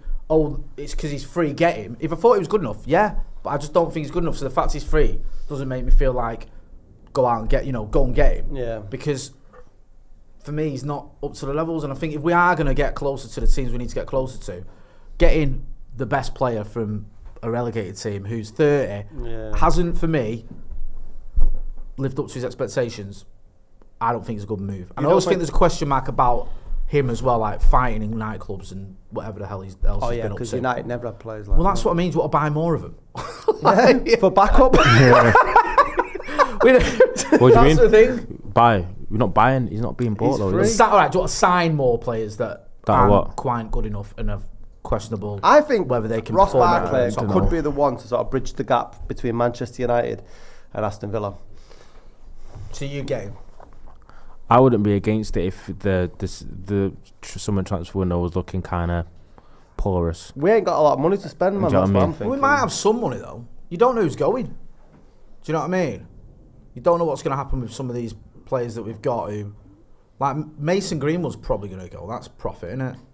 There's talk of even Marcus going. If he went for money, that's all profit as well. Yeah. Also, if Scott McTominay said, you know what, I'm not sticking around just to be on the bench all the time, and he went, again, that's all profit, because it's potentially 3 academy players there that go. You could get for those 3 up with us 150. I know it's mad that you're saying that when you say Bartley, he's not quite good enough and that. He's a better player than McTominay. But I don't think McTominay's the answer. But he starts games and that for United. But I don't Do you know think what I mean? he should. Do you know what I mean? Yeah. I wouldn't start McTominay. I've said that for years. Right, if we sold McTominay, Yeah. got money for McTominay, Yes. and could get a Barkley in for nothing, and still have So money you're to- saying, like, would you swap McTominay for Barkley? Yeah, basically? but we get money in the bank for that. I would. Maybe. I just think we should be aiming higher than a player that's made. But we're not gonna be able a to little do that, bit better though. than McTominay, possibly. The links with De Jong as well are going around Do you again know what I today, mean? weren't I rate De Jong. I do. Go on. That felt like the wrong he looked pass, a mile, that. he looked a mile Yeah, offside. is he onside here or what? Oh, it doesn't matter anyway. Is he not offside? Bruno Yeah, I looked think about he is. a yard or United two off. breaking there, but we're offside. It's annoying that because you know it's Get off involved in and- the chat. Let us know. Would you have Ross Barkley? Heaven Soul says De Jong injured his ankle again. He's going to be finished. Someone else saying offside Probably that. That's just was that. clear. Says Heaven Soul. Why play it? That's just happened, isn't it?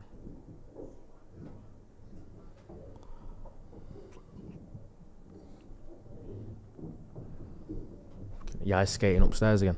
I know. Roller skates. Honestly, been a nightmare. Yeah.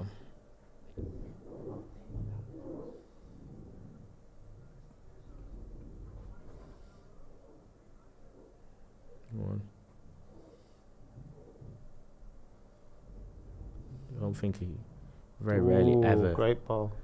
doesn't ever really Wan-Bissaka here. give the ball away, Manu, man. It's so dirty. Go on.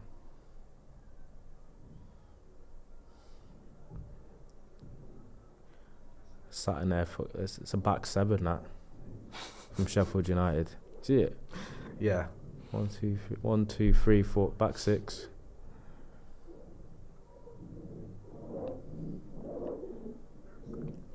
Zingo, bit behind.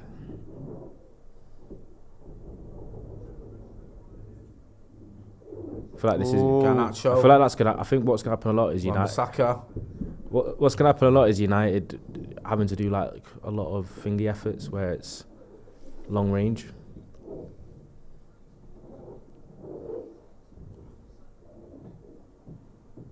Has that been a swap then for this game from what we're used to seeing with Delo and... Yeah, going left back. Yeah, they swapped it. Because it was one at Wan-Bissaka. Go on. Delo's in here. Oh, I thought it was nearly an own goal, Fucking hell. but no, it's cut out by the skipper, our blaster, corner to Manchester United. Yeah, because Wan-Bissaka was playing left back, wasn't he? Which was weird anyway, because technically Delo's better than Wan-Bissaka, and you think he can use his left. I always think it depends on where he's playing Garnacho, because I think Delo and Garnacho seem to link up quite well. Well, that makes sense because They linked up just then, didn't they? Garnacho's on the left, didn't he? Yeah.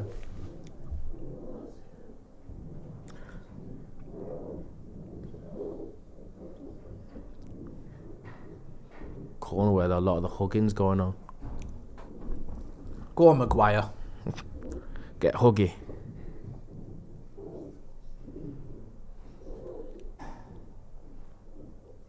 Go on. Good delivery. Was that Maguire? Who was that? Casemiro Casemiro. does get his head on thing. Heading over.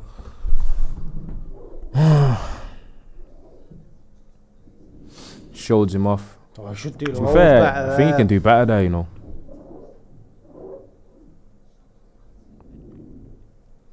David O'Connor says, was Anthony getting booed there? Don't know. We can't hear. Can't hear. If it was probably by the Sheffield United fans. I don't think he was getting booed by his own fans. Yeah. Not now, anyway. It's probably villain now, isn't it? Rival fans get onto him. Yeah.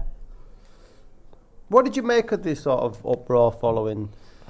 You know when he did it, I weren't bothered when he did it. I mean, the whole thing is a collective. I just feel like it's people getting excited. Because you had Keir Starmer whinging in Parliament, even though he's supposed to keep politics out of He was a bit football. cringe. That was it. It went on too much, He didn't can it? fuck off anyway for a multitude of reasons. Wesley Sneijder saying he'd never do it, and he hopes United get beat 5-1 in the final. Who asked Wes? So he said. Yeah. Yeah, I saw that he got involved in it. Said for us to get beat 5-1 in the final. Yeah. I mean, it was a little bit like, really, like when he did it, but I wasn't that bothered. But it's But the reaction has just been a bit the whole meltdown from that game. That's has what I just meant. been Everything's ridiculous. Like the whole toenail offside and all that stuff, and it's a conspiracy. You want United to sit in the final, then why give a penalty against us in the last minute? And it don't even make any fucking sense. I'm surprised they didn't get one of them other. Remember the front pages when United came out of the FA Cup? Where they had like Simon Weston disgusting. and who else is on there? Oh, they basically Frederick said Hancock and the lottery winner. Caprice, he got yeah, involved. and, Caprice. they basically said the rules shouldn't apply because of it's Little Coventry. Oh shit. Hey, talking about little Sheffield United through here. Diaz? No, not really. It feels Was like it it's gonna Diaz? be Was one it of them Archer? nights. I know it's bad, but I never really looked that. It was like where he didn't look sure of himself. You know them. He was doing them little nervy shuffle steps when you're not sure about your shot.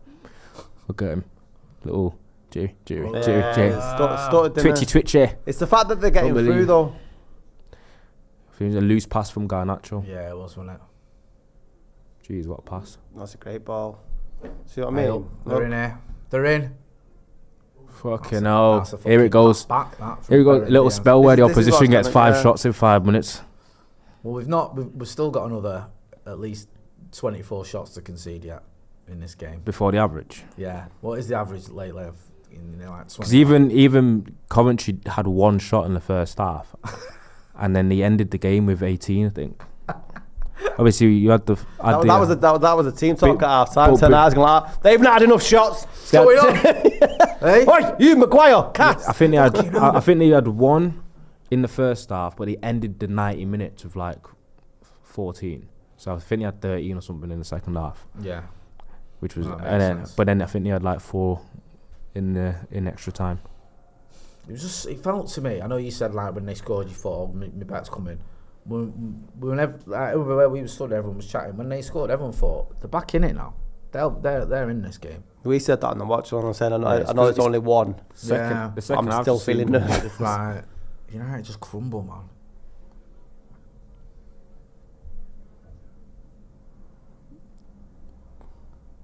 Is that a corner or a free kick? Get up. What hurt? I thought I hurt him then. His pride. Stomach. going to decide in a minute. That's the one. Which one? Which one? Oh, I see what happened there. Did you watch? He's the like, Arsenal he's game like, last he's night, landed, by the way? he's landed on his knee. Right. Like when yeah. his knee's been pointed up. Hey, did you watch the I Arsenal? watched the Arsenal game. Chelsea, but Arsenal, as much as I hate them, Arsenal are really good. Yeah. You know what's mad? Arsenal could finish the season being probably the best team in the Yeah, best I saw your team tweet. this season and not win it. Come on. Corner, but nothing. No, it's cleared. Looked like we had a chance there as well. Casemiro again. Onana playing a sweep. Would you agree with keeper. that? What, that Arsenal have been the best team? Probably performance-wise. Performance-wise. I City get haven't your been point. great, have they? I don't think. No, I think like this was Arsenal's chance, you know. I know it's not done And the way yet, Arsenal, but I think it was. Nah, I don't know. I think because Arteta's still going to be here and like Pep and Klopp are going. But the thing is with Arsenal is that they've conceded the least goals and scored the most. Do you know what I mean? So it's like. That makes it all the better because that's Yeah, the sort of thing and their then they fans still say. Their fans will come out and then they'll still lose. They'll still they'll not win moan the and league. say, actually, we should be champions, not because we've got the most points, but because we've scored the Yeah. most goals. Do you remember when they were top for like 312 days, or whatever? Yeah. And they were like, we should actually be the champions because we've been Because top he was the up most. top the most. Well, that's not how it works. Or something about because Saliba was hurt. Was it that? Something like that. Not about the complete collapse in April where they didn't win. They won once out like 8 up games. at Anfield and threw it away because Zaka had a row with Trent Alexander-Arnold. What do you make of the state? What do you make of the Jesus state of Chelsea? Do you see Poch's record? I think he's lost the same amount of games in 50 as I watched Tuchel did in 100. I watched Rory Jennings after the game because I love Rory. Yeah, right. And no, Rory, like win, lose or draw, he's a poet, and he said he should be sat in the tunnel. He should be sat right now. He should not even be doing like post-match press conferences. Do you think it's on There was Poch, one though? gaffer he wasn't like that with. Rory. Who's Lampard. Oh yeah. Lampard could do no wrong But he given kind of his admitted eyes. that, didn't he? He kind of admitted that he wasn't, he couldn't help himself with Lampard. Yeah. Chelsea. Do I think it's on Poch? Yeah, I mean that look. If we look at Manchester United and how bad we are at the moment, Chelsea's a complete shit show, isn't it?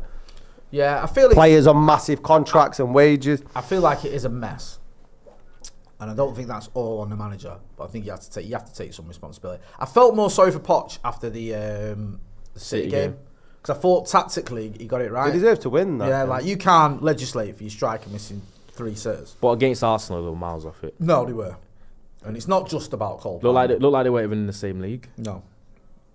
Go on. But if they carry on like that and you're Cole Palmer, you're looking for a tactic I hope to he's Old got Trafford. a buyout clause Yeah. for about 70 mil. Because that'd be a midfield, wouldn't it? Cole Palmer and Maine in the middle. You know. I think after his performance, is watching intently Wilcox, isn't he? Hey. I don't think his words have gone down pretty well. He'll be down. He'll be getting off it outside. He's going out there dressing room. yeah. Maybe I'm taking this one. He's got a P45 to deliver. Yeah. Do you remember when Gus Poyet got sacked? Was that on the telly? On Match of the Match Day. Today. He got sacked on Match of the Day. We're getting some news through. Oh, fuck's sake. Gus. Imagine he was being Can you imagine? Yeah. It's brilliant. If you haven't seen that, have a look at that on YouTube. Fucking hell. We're getting some news through, but Gus, you might well get your reaction to this. Yeah. You've been sacked, son. This is the first. yeah. Yankers like, yes. If you need some shifts next year, give us a shout. 'Cause you got a bit of time on your hands.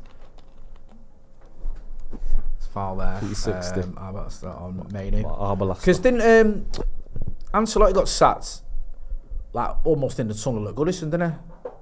What, at Everton? I thought he No, left. no. At Chelsea, right, I think they lost at Goodison. I think it was at Goodison, and I felt sorry for him, man. Well, not that sorry at the time because United won the league, but he did the double in his first season. Second season, he finished second. He got sacked. Great manager, yeah. if not the best. Go on. Outside Go on. Ferguson. Manu. Touch was just a bit. Touch was just a bit heavy, innit? Thought he could have nestled that. It's gonna be a lot of this though. Are we gonna shoot for range? We'll have to, won't we? Because they always still like struggling to break them down and get in the box.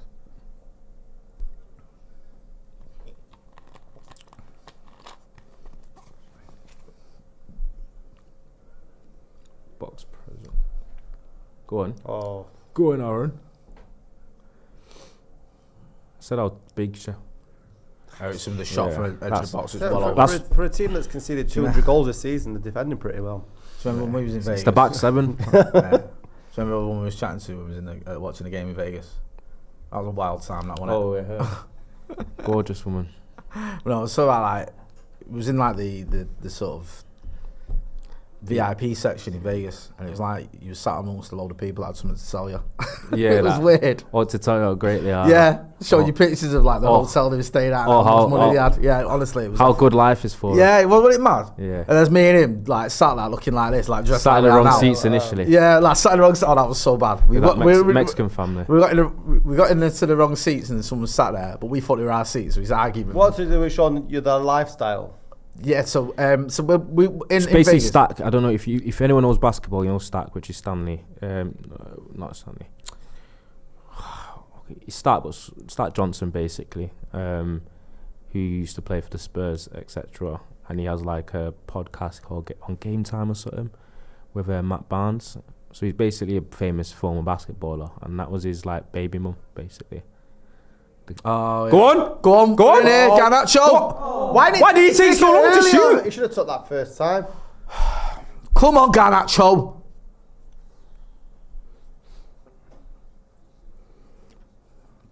Should have shot earlier.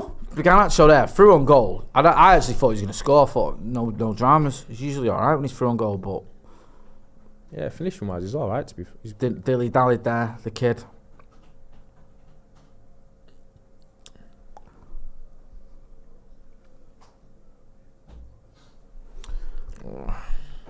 Maguire here just taking it out of his own half. Come on, United. Like, we've had a bit of decent possession in the last 5 minutes. Let's try and make it count.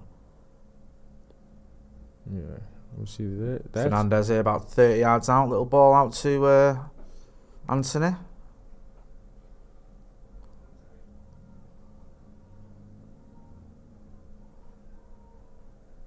Yes, we got it. I don't know. It's a Why? weird. Look at Garnacho. Yeah, out wide's where we've got in. These low block games proper sat off, haven't they? Yeah.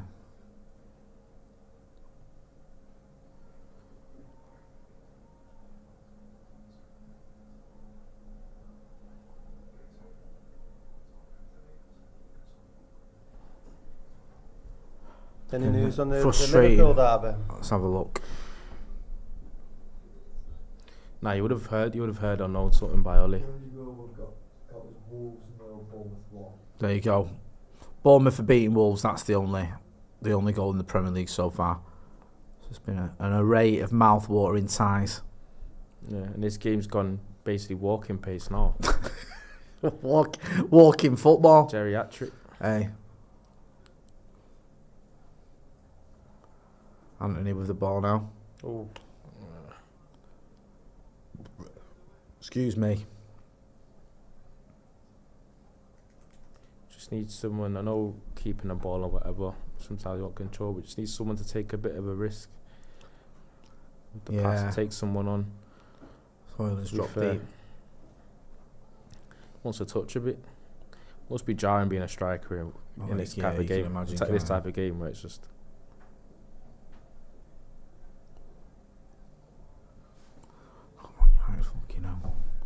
Alright, so with the ball into the box. I thought I was going to spill then. No, it's Anthony. Go on. Bruno Fernandes with a cross. Pull back. Heavy touch again. I think goal's coming though. Yeah, it's a Just corner need a to bit of United. composure. Anthony there, edge of the box. The cross from Fernandes. Just having a look here. Yeah, it's a heavy touch, wasn't it? Yeah, just a bit.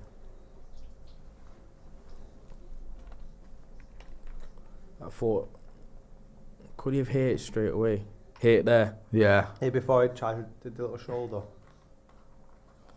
But even at the end, there's still just a bit tame in it. Yeah, he should have scored, really.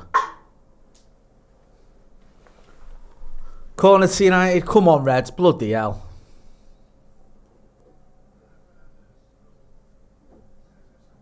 It's a bit low. I know he wanted to rasp that, and even it spilled out to him. Good pass. Oof. Go on, Manu. It's not a foul. Hoyland, edge of the box. Anthony. Wide, obviously. Shock. Yeah, it's going to be a lot of these efforts. Everton won 1-0 up against Liverpool. Are we allowed to That's why I didn't celebrate? hear any. That's why I didn't hear any celebrations from Dupont. Right. We sure about that? It's not. Is that the end of Klopp's quadruple run? Complete if they get beat tonight. They're out of it, aren't they? You'd say. Yeah. You think so? Is that? Well, my app's. Oh yeah, my app's a bit slow. There you go. Yeah.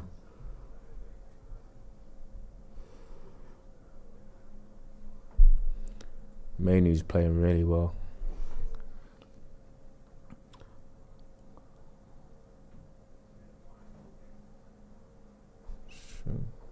Struggling to get near Mainu. I would love it if I feel like we just get one, it opens up then, because as we expected, they're not very good, Sheffield United. No. But Guess neither who were scored for Coventry. Everton as well? I can see it there. Well, no. Future Manchester United star Jared Branthwaite. Set piece then, I'm guessing. Aye. More when we get it. Get involved in the chat in the comments and hit that like button, please, people. Everton are winning. United aren't. It's still 0-0 here against the mighty Sheffield United. Had a couple of chances. Garnacho probably should have scored. Other than that, though, not been a lot happening. Casemiro with a header, wasn't it? Yeah, probably the other good chance we've had is Garnacho now on the ball. Yep. Yeah. It's going to need a pass like that, though. Yeah. Open it up a bit.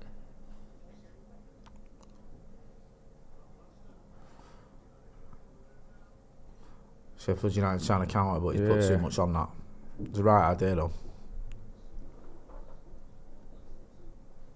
83% possession, United. We've had 10 attempts in 27 minutes. That's what counts. Yeah, it's good though. But Yeah, obviously, never mind goals. Sheffield United Attempts. have basically been sat edge of the 6-yard box. It's kind of going us into doing those long range efforts. That was the same at their place, though, wasn't it? When Delo, that was a bit of a screamer that he scored. That was a chance for them though on the break then, but they were just a bit. I can't cope watching United this season, man. It's just too negative all the time. It isn't. Everything annoys me and frustrates me.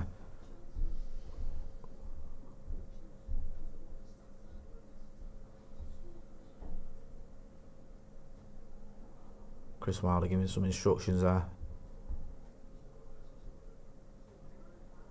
Are you asked what we're finishing in the league? But I don't think we're getting Champions League position. I wouldn't mind us getting Europa. Would you want Europa? Yeah. I wouldn't mind that. What about the conference one? That's a step too far, that for Yeah. me. Do you know what I mean? Europa Conference. Europa League I can get behind. If you're in it, why not? You're still going to get a I don't know, you might get a Milan or a, Yeah, I suppose. we had a Barcelona, didn't we, in the Europa League last season? You get the odd little giant, you might get a Feyenoord. Or someone like that. Do you know? Feyenoord or a... Who's in it now? Who's in the favourite? AC Milan. Roma in it. Yeah, then, do you know what I mean? Roma. You might get someone like, when you get to the conference, though, it's real battle. hearts and, and grasshoppers. And like, do you know what I mean? Some Cypriot. Just like make-believe teams. Teams you've never heard of. Yeah. Not even teams that, like, Unicorn like, Quarabag and that. Yeah, like, fucking Inner City Factory 11. And you're like, who are these? Like, what's this? A club that was founded in 1997 is like, Yeah. they're your opponents. Oh, they're in? Oh, he couldn't track Offside it. then, isn't it? Surely. No, it's offside now. Sheffield United were in there, but they were offside anyway. The conference, and also if you're in it, is that you telling me to? What's he saying? He's a producer director. He's well like I was fun. Like Ross out of Friends. What does he mean by that? My head was out of focus. I went forward. When you get into the Europa Conference, it's one of those where if you win it, it's a bit. Okay. Unless you're West Ham. Well, yeah, but I get all out the black taxes and bubbles. I get that, and I think if you've not won a trophy in 40 years, then fair enough. And you've never won a European trophy of any description. That's all right. Even when Roma won it with Jose, it was like fair enough to them. But bloody hell, do you know what I mean? It's a bit. we're still one of the biggest clubs in the world. Yeah, we're in Onside here. then, isn't it? Go on. Hoyland. He's running a bit wide there, isn't it? Yeah, he's gone wide. Is the flag going up? No, I think he's onside.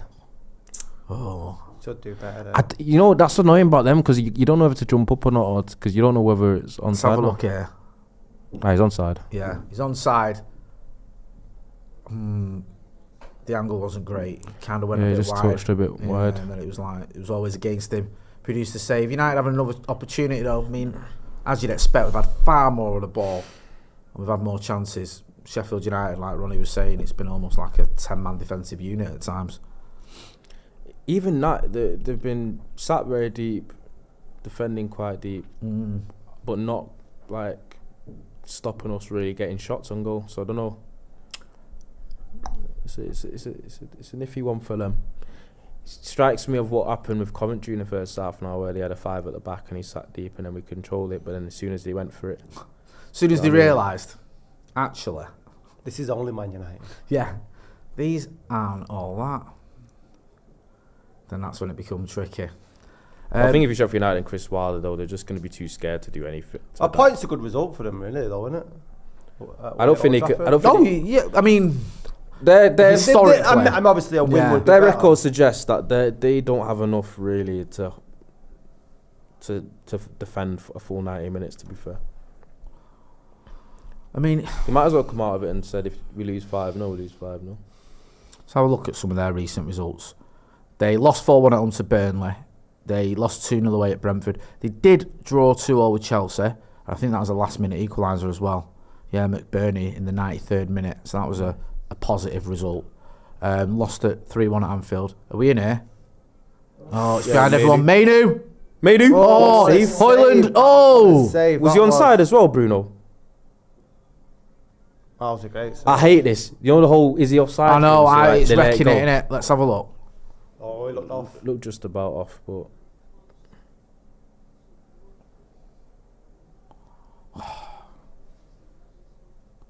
Good save. no. Keeper's having a decent game. He's going to make a name. Well, he's going to have one of them, innit? Fotheringham. Looks like it was given offside. Yeah, Sheffield United haven't had a good result since February. The When they Drew beat one then. Luton. Oh, it's offside, yeah. Yeah, they drew with Bournemouth. And Chelsea. They got battered by they drew with Fulham as well. Are they scoring most games, though? Yeah, Getting a they're getting like Yeah, they could nick one. yeah. They've had like you said, they've had a couple of hammerings. They got battered 5-0 off Brighton, 6-0 off Arsenal, 5-0 off Villa. 5-2 in the cup off Brighton, and obviously the Newcastle 8-0. I mean Burnley 5-0. Yeah, you can see why they're at the bottom. It's no surprise.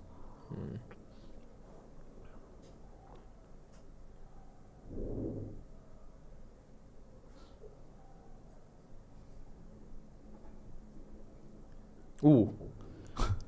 You just know that Oh they my are going Oh my God, what's he doing there? Onana. Literally just... Oh my god. Oh, Onana. Literally just saying they're going to get a chance. Sheffield United.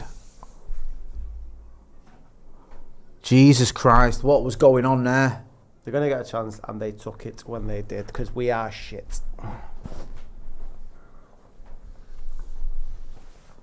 Fucking hell, man. Seriously. His first touch was shit. You Anyway. said it after his first touch. Do you know I what I could see mean? you He going, looked, yeah, do you know what I mean? And then this. the next bit, he's like he's not seen him. Terrible.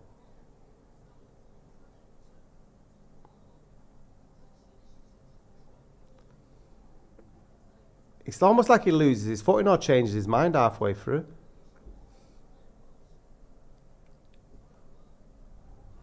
That is, oh my days.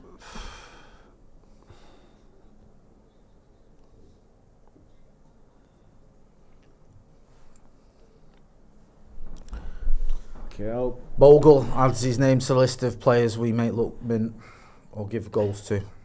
because he's done all right against Garnacho as well. Now he's scored, but it's been one-way traffic most of the game. Really, he's been fairly comfortable, if I'm honest, and then sucker punch like that, which we sat here and not even massively surprised. No.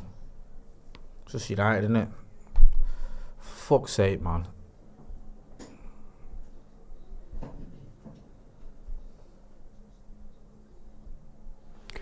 That was so Sheffield United get joy the first time they were actually brave enough and bold enough to press high and be aggressive rather than just sit back, and then that's what happens. Yeah. Oh my days, this is hard.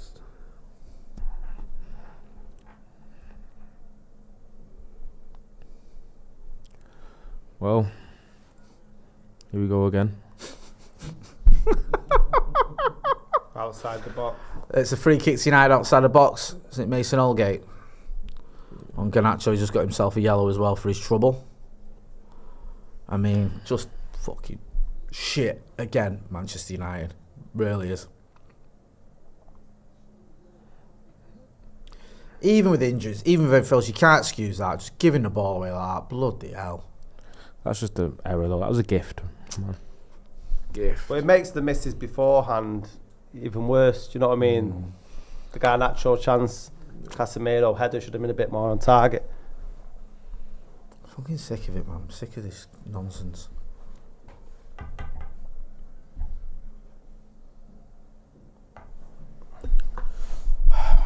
Weird cut, weird. Free kick on the edge of the box from like the sort of almost like a corner, but closer to the You might goal. almost have to shoot it, man. Yeah, But Bruno's standing over it. Well, Get edge of the it box. to the Delo. It's a good opportunity, this, I think. Yeah, so obvious. That was. I mean, I no, thought the- yeah, I thought you the give it whole- Garnacho, and then Garnacho ran into trouble, and then it goes back to Bruno on the edge of the box who shoots over. None of that really works. Fucking shite.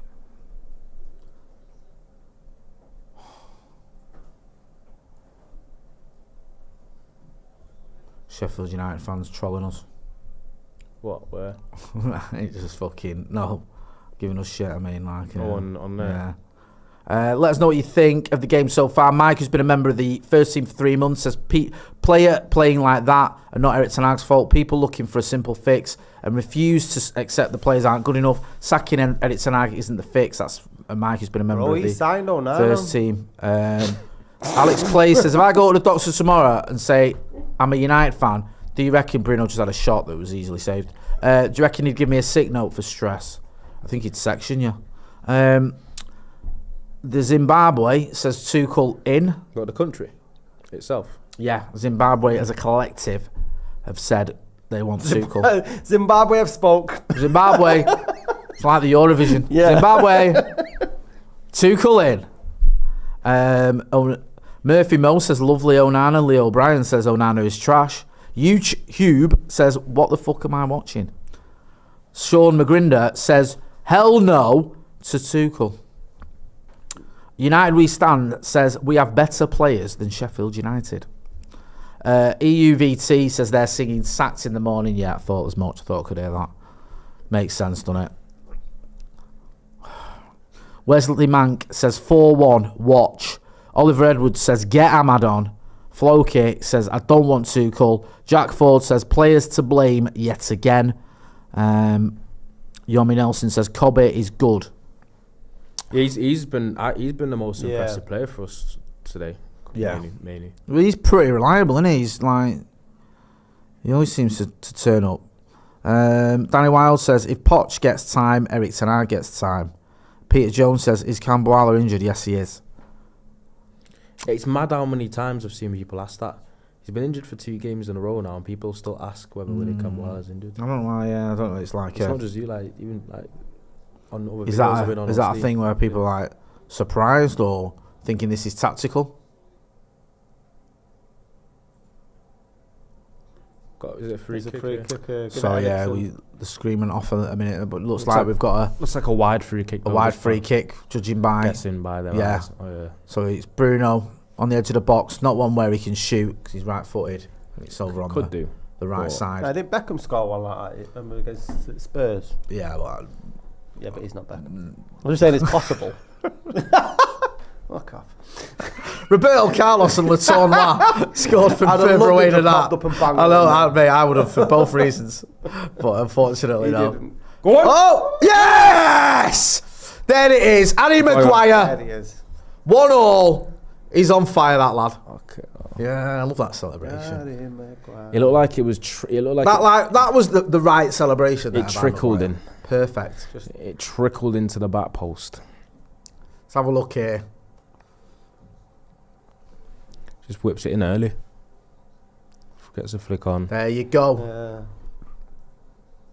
Oh, is he offside? Shut up. Are they looking, aren't they? He might be offside then. Shit. Why does it always happen to us? Am I tripping or did he look like he was offside then? I don't know. I'll have to say it again because every angle they've shown since you said that Hasn't that. indicated whether he's offside or not. Wait, it looks like they're not even checking it, but It looks like they are. Well, here we go. Yeah, he's off. No, he's not. He's not offside. I He's don't not. think he's there. they always show an angle that you. How can we tell whether that's offside or not? You can't see where Maguire's It was. leg is. I don't. How? Oh, No, this is no. right. I think you're right. He's off. I don't know. He's on. Toenail gate again, innit? That's the angle I saw where it looked like he was off.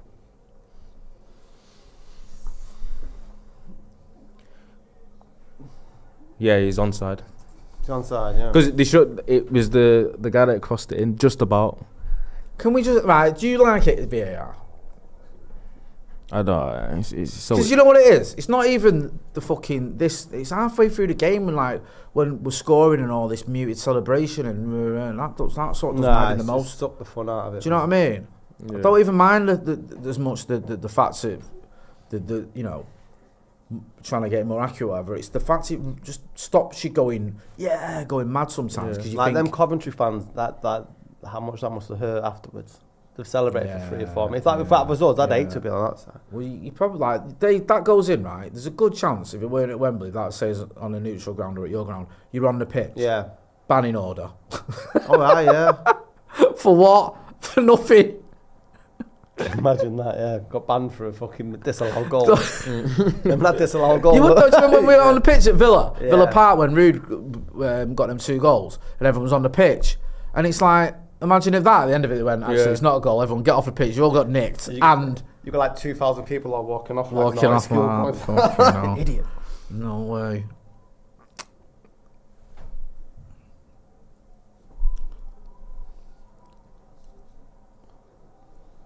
Oh, Nana. Well, his bot says, ping you one over. Great. Good ball, that as well. Oh, Garnacho! Good save. Again. And the keeper's fucking on steroids today. Allegedly. I'm not saying alleged. Oh, it's all got a bit scrappy on the edge of the box, but I think Sheffield United are going to get it away.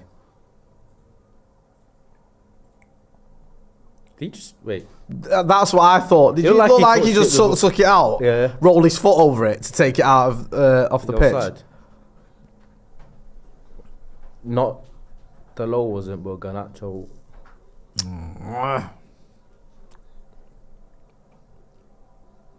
To save that, you know.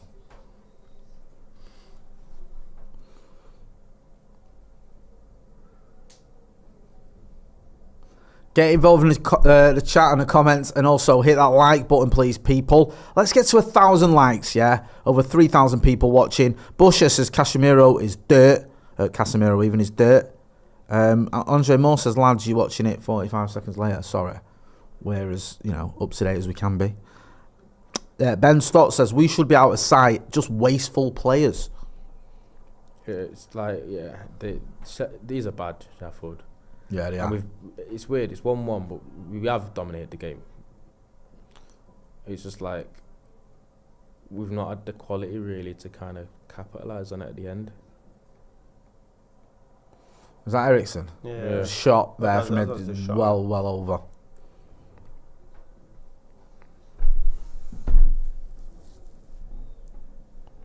Yeah, it's miles over that.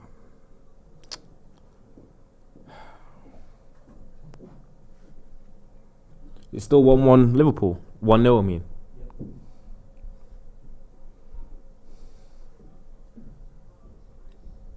It's right, man. You got the Carabao.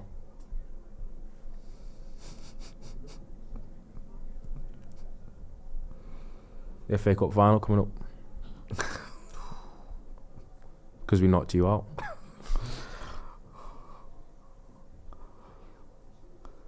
Famous last words, these, Ronnie. Don't jinx it. No, you say it whilst you can. That's my motto. Yeah, that's true. Actually, that's what I do on Twitter. I tweet while I can. I'll happily tweet nonsense and let it come back to haunt me.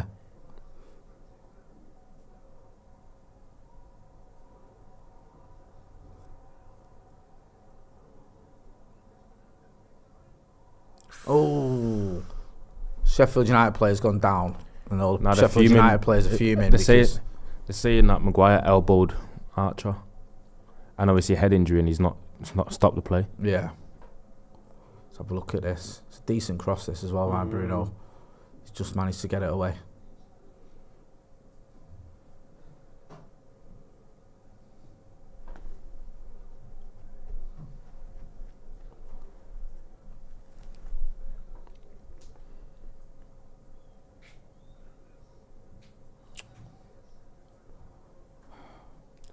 Is that gone out? Or?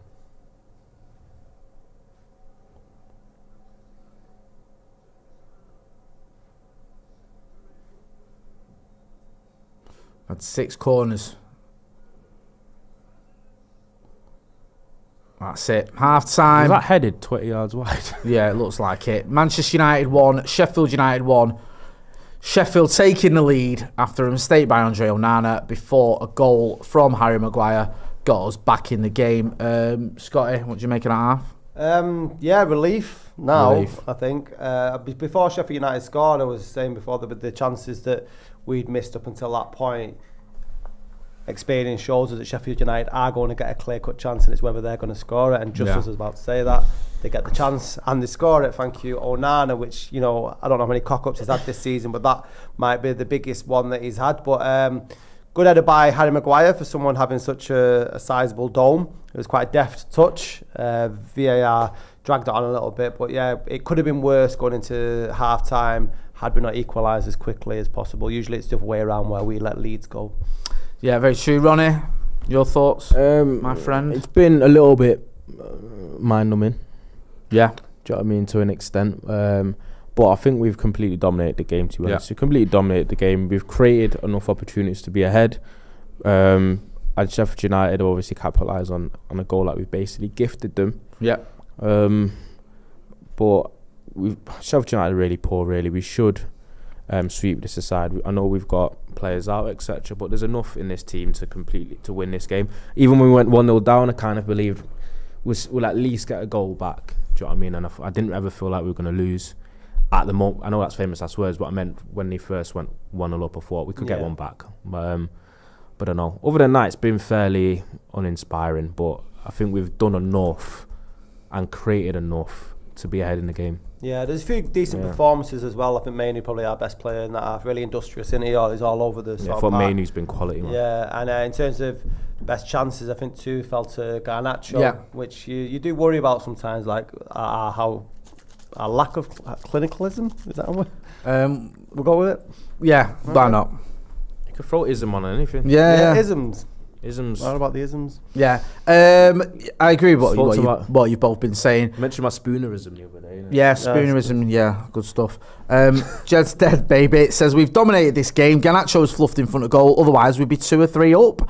Kian Coleman says, we've been good. Everyone's overreacting. Amaya Gakale says, we crumble like pie. Daniel Berry says, Garnacho should have 2 goals. Bikers 2 F8 Dogma says, Ericsson and Bruno running the joint this game, making everything tick. Modern Samurai says, smash the likes. Robert Brown, is he relation to yours? Nope. Says, get Ahmad on. Daniel Fahy says, very negative tonight, lads. Abhinav Verma says, we controlled the hand.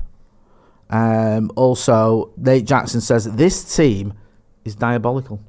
So he's Nate's not I don't happy. think we've been that negative. No, I don't think we have. I think... I don't know, man. I think this is negative. You ain't seen nothing yet. You wait till 90 minutes. Bloody hell, yeah. I think Wait till that Sheffield United winner goes in. I think it's a game for the hyper optimists to be like, I don't care, like Sheffield United are the worst team to ever grace the Premier League, but that if we put in a decent performance like we should do, I'm going to make it out that everything's great and rosy. Because we're not doing that, apparently we're being negative. But anyway, I thought we were basically at half time saying that I thought we've played decent. I thought we've created all the opportunities. They sat back with basically 10 at the back, and we still managed to find openings. And I think we should clearly be ahead. We've just gifted them a goal. Yeah. That's basically my takeaway from the first half. And I think there's been a few good performances. I thought Mainoo's been class, especially. And it's just about Garnacho kind of being clinical enough. But I think if the game goes the same way, I do see us winning the game fairly comfortably, probably like a 3-1-ish. But it's just about being wary about the break, because Sheffield United look really, really poor. Joshua Bowater says, we need Joe back. Everything's gone to pot since he left. Starting to think it's a curse.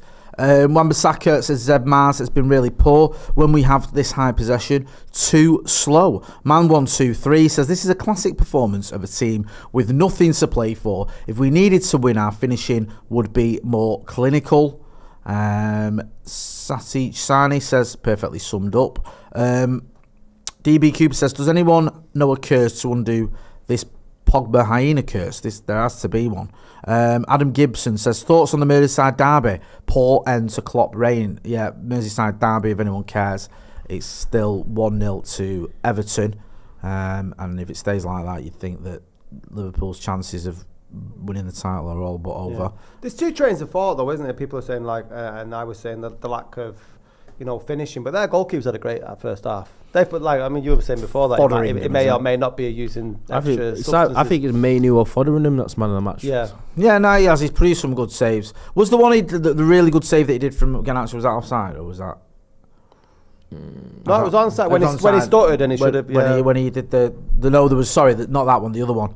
But he's either way, he's been very. We good. just need our second half not to be the same as the weekend. But I think if the game continues the way we are, we continue to play the way we are, I think we'll win this game, because I think we've done enough already. It's just about capitalising the fact that this is a team that that we're playing against that is quite poor, has little to no confidence, and I think United, we should have been a little bit more ruthless, and I think you can see Sheffield United probably will collapse after that. Yeah, this is a team that literally just lost 4-1 to Burnley. We should be sweeping them aside, really. The annoying thing about playing the likes of Sheffield United and Burnley is it's almost like it's a lose-lose for United, in terms of if you lose, it's the worst situation ever, but if you win, it's almost like you're meant to. Yeah, unless you annihilate that side. Unless you annihilate them. That's the thing. So as United as a team can't really win today, really, because it's like you win, it's like Sheffield United, they're quite poor, but then if you lose, the world's ending, basically. John Gibarian says Onana always gets beat near the near post. Modern Samurai says Rashford has been crap on the bench. We need to sub him to the visitor stands. James Stewart says, why does our team look like a load of strangers? Surely they know each other's strengths and habits. Baffling to me. Someone else, Jack says, is Joe not working there anymore? No, he's been sacked. He's, for reasons we don't want to go into, but you won't be seeing him on here again. ADHD says our attack looks much more fluid without Rashford clogging it up. Miles says our shape without Rashford looks better to the eye, more fluid and cohesive without them two sat in the same room. Danny Keogh says Onana always gifts a goal, let alone gets beat. And Jim Borfield says, is Mainoo the new Beckenbauer? No, he's better. Would you change anything, Ronaldo, or would you just keep going? I'd bring Ahmad on for Anthony. Andy's done nothing, has he, really, that first half to warrant? No, I couldn't agree more. I don't think he will do that, but I would. I think I'd a game like this, Amad Diallo on. Ball retention, a little bit of creativity and technicality in the final third against a team that's sitting deep. I'm all for Ahmad. Right, so that's three of us who were saying bring Ahmad on. So if Ten Hag doesn't, then he's in the minority. Yeah. If we don't agree with us three, he must be thick. But you know the reason will be. Can't believe anyone wouldn't agree with us. His reason will be I can't play him because he's not had any minutes. I can't bring him on because he had no minutes in that first half. What? Yeah, he was out of practice, so I couldn't bring him on. He wasn't as you know. If he had more minutes in his legs, he didn't. No, I think I keep saying this with Anthony. I want to get behind him. I want to see something in him, but I just don't. Every game where you think, okay, this is a great opportunity to do something, to show us something, he doesn't do it. And I think the Liverpool game was I suppose you could argue the Chelsea game as well, was those two games where you think that's it for the season, really. Newport is the only other one that springs to mind. Forest when they were down to 10 men. I thought he did all right at Old Trafford. That's it, though. Over So- 2 years. Yeah, well, this season, yeah, certainly. Sorry. Yo, DuPont, you alright back there? Look quite somber, man.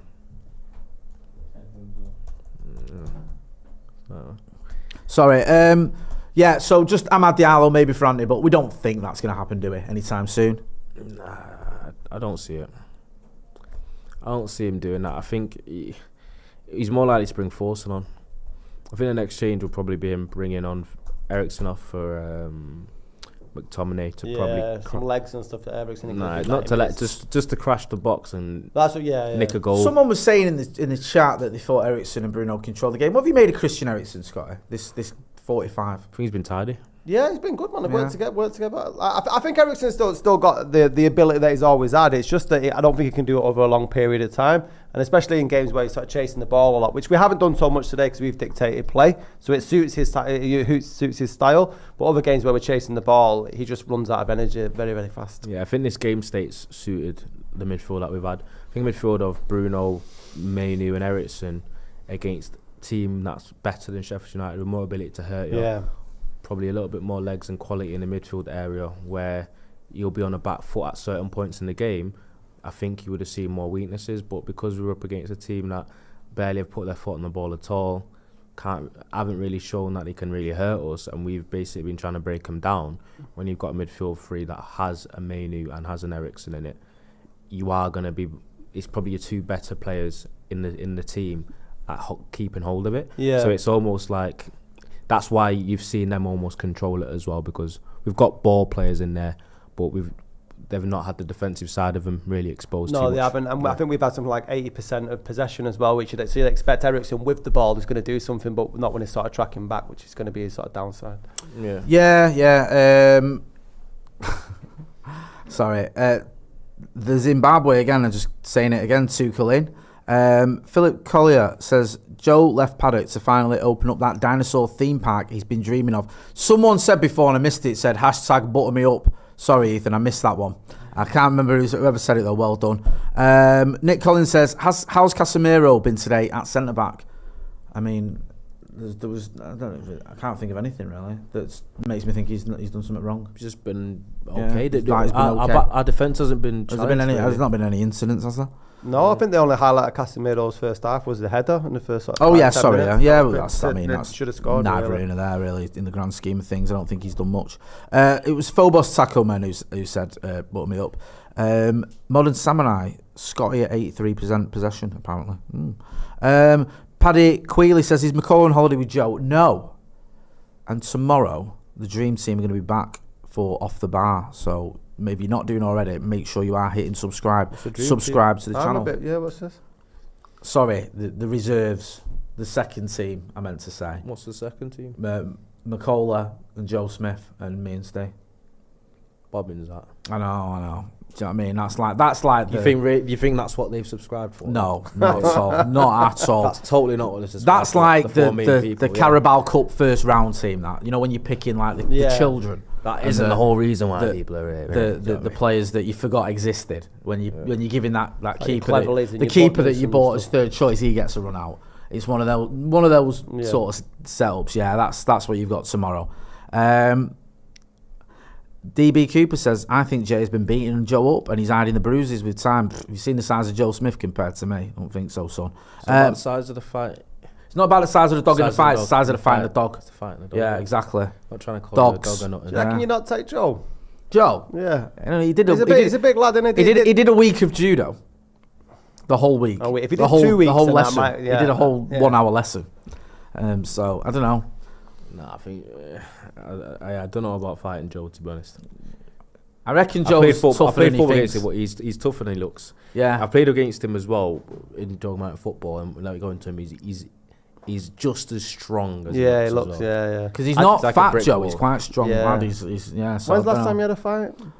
He's probably never had one. Him? Yeah, he has. Who, me? I'm talking Joe Smith. No, I don't think Joe's ever had a fight. Maybe he might have had one at school. But last time I had a fight, I was probably pissed and sniffed up. So that was. and you thought you won until the ambulance. Until I woke up in hospital missing 4 teeth. Blue light, we're still in the ring. Yeah, hey, that'll fucking teach him. I remember the fight at primary school where the vice principal liked me, Miss Kirkbride.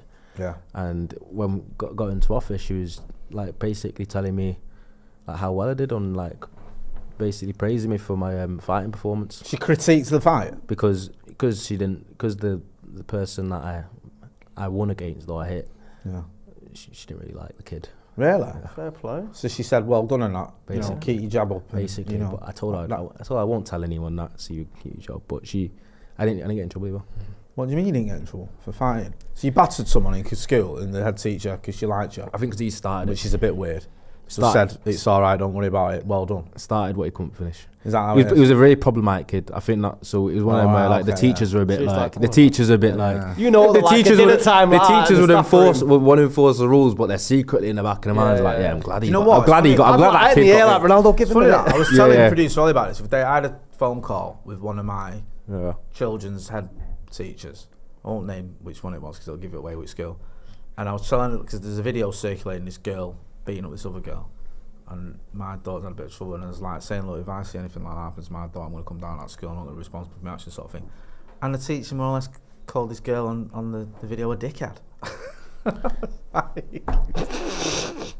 And I was like, right, okay, yeah. I mean, I agree, but Yeah. should the headmaster be And saying what- that to her? Yeah. Anyway, the second half is underway of the mouth-watering clash between Sheffield United and Manchester United. And he's just won a throw-in. Has he, actually? Or has he he's run it he's out. give away a throw-in? Well, it's just almost... Have they made? I think they've made a sub. Brooks Sheffield has United. come on, I think. Nah, Vinny Souza. I saw. Oh. I'm just basically trying to see whether Sheffield United have done that thing of going like what Coventry did, where they go in, where they've gone back to they've gone to a back four. Yeah, they have. This is what It's worries carbon you. copy. Do you think they're going to call Oh, Menu! Yes! Samba soccer! Oh. Come on, let's see how long this lasts. Hey, edge of the box now, Garnacho. Oh, dear. Oh, Alejandro. That was great, that by Manu, though. Yeah. Jeez, some game he's having. Fotheringham. Yeah, he's put himself right in that shot window. You know, man. There's always one player that United raises their market value. Yeah, they have basically Sheffield United have gone from the back five to a back four. The same thing that Coventry did. And I'm just trying to see whether that makes a difference to the game like it did for Coventry. Can you turn that volume down a bit, please, mate? I don't know what it is. It's not really doing out for us. Bloody Jesus hell. Christ. Can I Bogle? Some game he's having. Hey, he's another one. The space. Bogle and This is why Fotheringham this is are why going to they're be becoming more adventurous getting this those now. big money moves. Sheffield United, the cross, dealt with. Yeah, it's happened again where all of a sudden the team just goes back from being sitting back. It's actually like playing a bit more So aggressive actually, formation. let's go for this. And then automatically straight away they look more threatening. But still, man. It's almost like with doing the rope-a-dope, innit? You know, they Yeah. brought us into a false sense of security in the first And half. then, bang, Yeah. the old I'm still expecting a 4-1. run two. You expect what? Like a 3-1 victory. Oh, you're right, bro. Just a nice little win would be I wonderful. would love like a little 5-0. What would it be nice this week if we just beat Sheffield United and Burnley without any dramas? Hey, You've seen our football club. I know, that's what I mean. That's why it'd be nice. But also surprising. That cross from Bruno's going straight to the goalkeeper, no one there.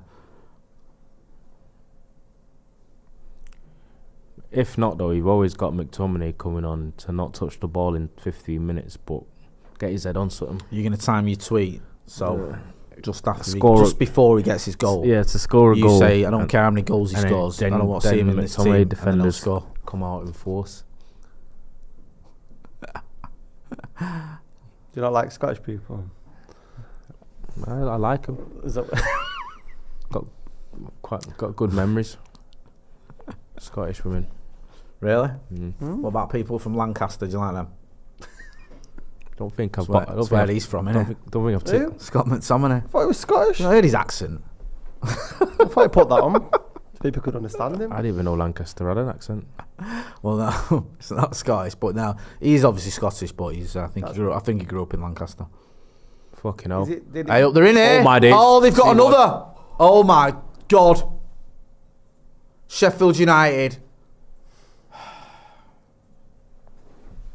Just pathetic. That's right. We're not going to be negative. No, be positive. 2-1 down at Old Trafford to the worst team ever in the Premier Brereton League. Diaz We're not going to be negative. got with a second goal for Sheffield United. I'm not being funny, but that is ridiculous. Delogue seems to get himself in a bit of a pickle. I don't know what he's doing clearing it. And then he's just on his own in the box. Just on his own completely. Casemiro shot on it, I think. Casemiro stood there. Yep. They're all just looking at each other. Fucking shite, that. Absolutely pathetic. And yet not surprised. Rope-a-dope. Vermin Supreme says bring back De Gea. Low Hiding A says good night, peeps. Do you know what the Zimbabwe says? Tuchel. Got it in one. Tuchel in. Would you? You know what's mad? I'm a fan of Tuchel, but I don't know. I think it's mad because the whole manager won't change things kind of thing. I'm not hearing it in terms of feel like if Ten Hag's not going to, if he isn't. But at the same time, I think the next appointment, as always, is just going to be so important about who you choose. Do you know what I mean? It's just I can't go through the. Ten Hag's come a bit too early in my thread, because I think if the next manager comes in and he plays bad, I'll be like, I can't be asked with sacking another manager. Do you know what I mean? It's like, Do you think if Tuchel wins the Champions League, you'd want him? Would that alter your Is thinking? Tuchel's CV better than Ten Hag? Oh, of course it is. Right, there you go. It's weird because Tuchel shouldn't have got sacked at Chelsea anyway. No. It was a weird sacking, that. It was a bit weird. And then if he signs... It's not like he played bad and got sacked. I just feel that if let's say they go out in the semi-finals, I just feel like he's another manager he'd be getting in when he's had. I'm not saying he's in decline, but he's not exactly doing well. To lose the league title at Bayern Munich, having won it on the last day last season, then to lose it and then to win nothing else wouldn't be a good season. I mean, but to get knocked out in the semi-final by that Real Madrid team is no... No, but that's not just that though, is it? It's No, also the losing league. the 14 points behind in the league with 4 games to go. Yeah, but which is it's not like they've got like a good. Well, you can't. I know my point is getting these managers in who are in decline or not having a good spell. We keep doing that. Yeah. Do you know what I mean? Like Jose was a good manager in my opinion, but probably got him too late. But then the up and coming hipster managers that are about.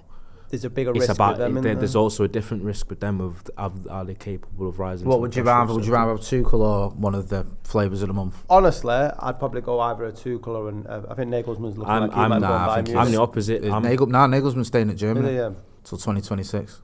I'd go Tuchel. I'm the opposite. I'm the pro hipster type. Yeah. Only because then I could get my Bobby Brown chant off the ground a bit. What's your Bobby Brown chant? Go on. Tuchel play that game. Tuchel play that game. I'm with you now. You've sold me. I wasn't 14 seconds ago. I wasn't feeling it, but now. If anything, we'll have a great chant. Does Tommy Tuchel your fancy? Get out. In fact, you can join in, both of you. Sam Z. Team's back tomorrow. Yeah, anyway. yeah. I don't need you Come two on, then. losers. Scotty and Ronnie on Mondays. Oh wow. Yeah, where you filming that? Coming straight from the bedroom. I'm sorry. With That It's all right. was uncalled for. With our poetry, Sukasa. with our poetry special. Yeah, I mean, there's no need for that. Being Scotty a poet, well, he's a poet. I'm a. Well, between the pair of you, you've written a load of good poems. Sam Z says, that means one, by the way, Scott. I've written one. "Oh, you have? Oh, right. Sorry, I didn't know. Yeah. I've already told you this story. Remind me, because Right, remember, that- you sound like my son when he's done something well and I've forgotten. When I came second in the country, and Oh yeah, shit, yeah. Why didn't you send? Oh, I'll talk to you afterwards. You send it in. I don't know where it is. I don't remember. You don't know off You've the top lost of your it? head? Nah. What was it an ode to? What was it about? Go on. This is gonna be annoying me because I actually. If feel anyone like wonders I what's did going on in the really game, nothing. That's why we're talking about Ronaldo's poetry. Yeah. From, Jesus Christ. What? Amad Diallo's coming on. Either that or Steve McLaren's giving him the order for the takeaway after the game. I don't know what they're doing there. It's usually just a That's what he's saying, running against the miles on you. Like, they all look very confused with that. I don't know what's going on there. Go on, what was your poem about? I can't believe I forgot this. You told me this on like 3 days ago and I've already forgotten. I don't remember what the theme was. All right. Did it say what happened to the... And Go on. and obviously with poems, the theme is important. Yeah. Like it can't be just random. Sometimes that's what's easier about it. Easier, not easy, but it's easier when you know exactly what you're writing about rather than it just being general. I think I'd be pretty good at like a bit of a romanticizer. I reckon I could do a good love poem. Yeah. Yeah. You don't do that, do you? Not in public. Sam Z says players have a big part for this mess of a season, but people completely absolving Eric Ten Hag, putting it all on the players are out of their minds. Anthony's coming off, did nothing for 54 minutes. Seriously, I can't think of one positive he did. Why wait 10 minutes into the second half to make that sub?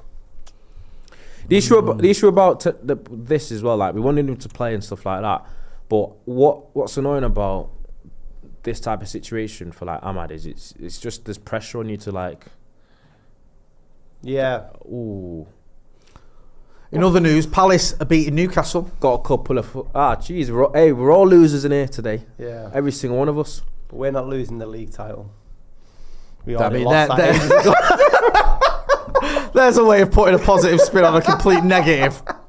Hey, at least us being shit isn't costing us too much. Because we're not in. It's not like we can't miss out on a title you're never in. We're not losing Champions League football. Exactly. We're just losing Europa Conference. So, So we're doing it on. Hey, we're in! What? What did the whistle blow for? Offside. I hate that. He's got to do better. He's got to do better. It's the offside thing again. But look, no, he's not offside. Can't. No way. no, he's not offside at all. Oh, he's just fucking. He's got to do so much better there. No. It was nothing. He just gets it took off him. Yeah, he looked like a fish out of water there, innit? Yeah, going on goal. Oh, completely spooned it, didn't it? You know what it is? I told you earlier. It's it's good defending. So it's good defending, but someone who's played it's all in shuffle steps. You know, like when they start. Yeah. That was very, very poor. I'm sorry. I like Diogo Dalot, Dave, but that was... Yeah, you're not one of his haters, are you? No.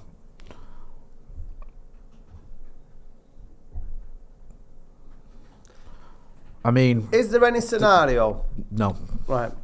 Where we sack Ten Hag before the FA Cup final, depending on how bad it gets. Wilcox until the end of the season. You think? Hey. He's here. McLaren till end of the... Is no, there anything? God, no. I like Steve McLaren as a Dutch fourth coach on the bench. Yeah. But giving him that job, Ethan will tell you about that. No, but what I mean is morale, if performances like this carry on, morale in the club's just going to... I understand your point, and I do think had we lost Ian's commentary, he would have gone before the end of the season. Yeah. But I think for the cup final, they'll keep him to take us into that final. He's here till the end of the season. I do. Regardless, I believe that. Yeah. Okay. I think even if we lost this and the Burnley game, I still believe that. All right. The decision. I was just asking. The decision comes at the end of the season. Yeah. I think the decision's been made.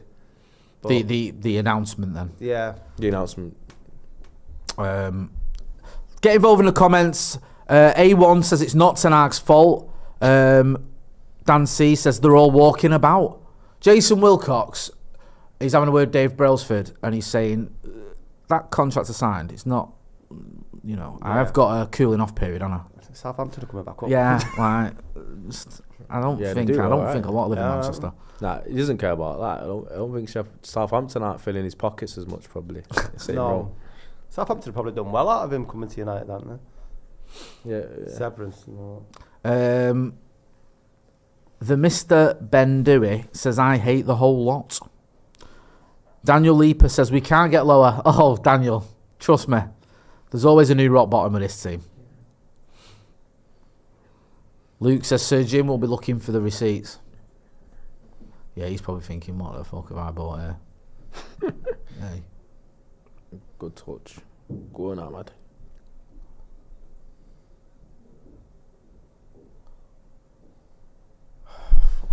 Losing at home to Sheffield United, man. I can't cope with this. Just see the ability. There's no excuses, man. Seriously, there is no excuses. We have to turn this around.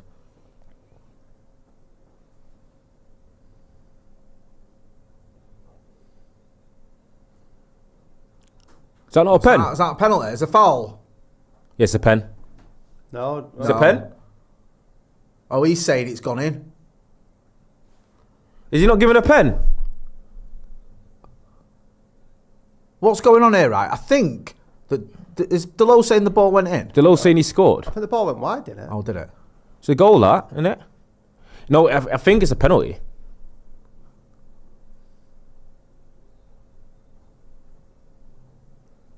Wrong game. Soft, that. And then Delo scored. Delo scored, but... Delo's saying I scored, and you've said it's a penalty. Oh, so what? And the penalty might not be a So penalty. wait, I think he's given a pen, so the goal after it's won't get given. Well, it'll go But then to VAR is VAR going to and say go and it's not see a that and penalty. see it's not a penalty, unless VAR bottle it.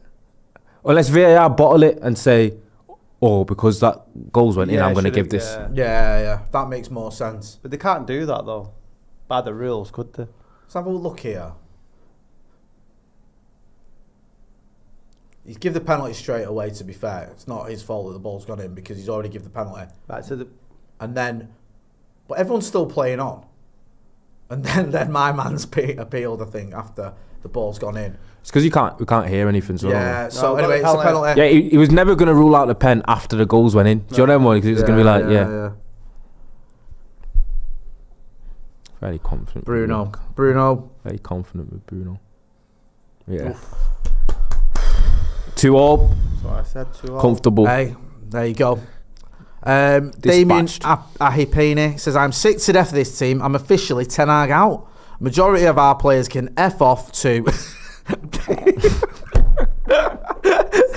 They don't deserve to wear this shirt. Worst United team in history. Has he put just F off? He has put F That's brilliant. off, which made it even better. F off. I love that as well. Majority of our players can F off too. Did you see like how subdued the celebration was for that You goal? two made me nervous. No, but look at the fans behind the ground. Like there's barely that. Yeah, we equalised against Sheffield United at home. That's what it's like. That is crazy. The whole like Stretford end there didn't like celebrate at all. Basically, McAtee. I mean, oh god, this fucking blue whopper better not score. Good player though. I know. Different to Archer though. He's more like techie. Hang on a minute. Should win it from here now. Innit? What's surely. this? News coming from Goodison. Everton are 2-0 up. Hey. No downing tools on the job, please, Ollie. I don't. It wasn't the title race. They were out of the title race anyway. It was City Yeah, Arsenal. but salt in the wounds. Hey. And like you said, Scotty, you're out of the title race. We didn't even get near it. So the joke's on you.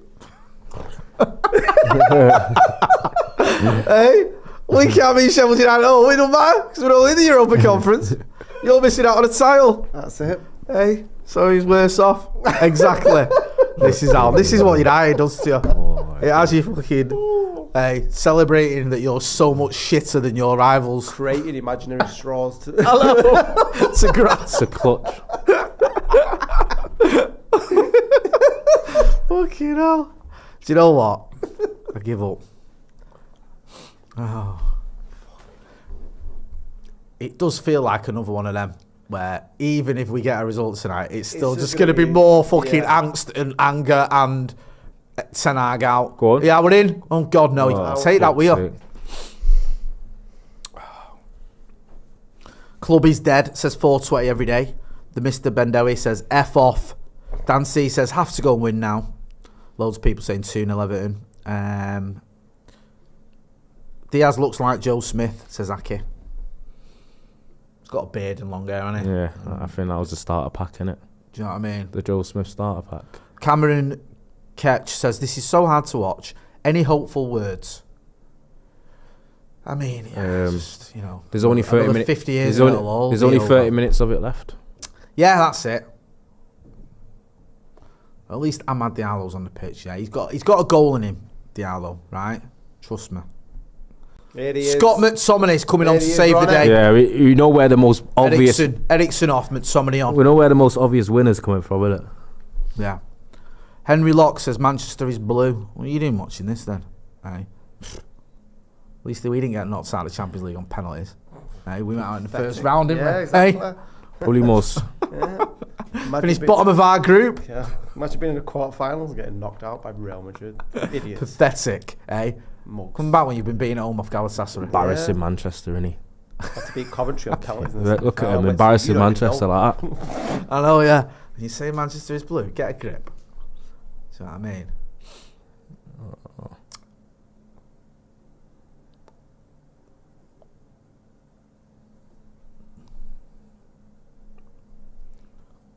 Here's Garnacho.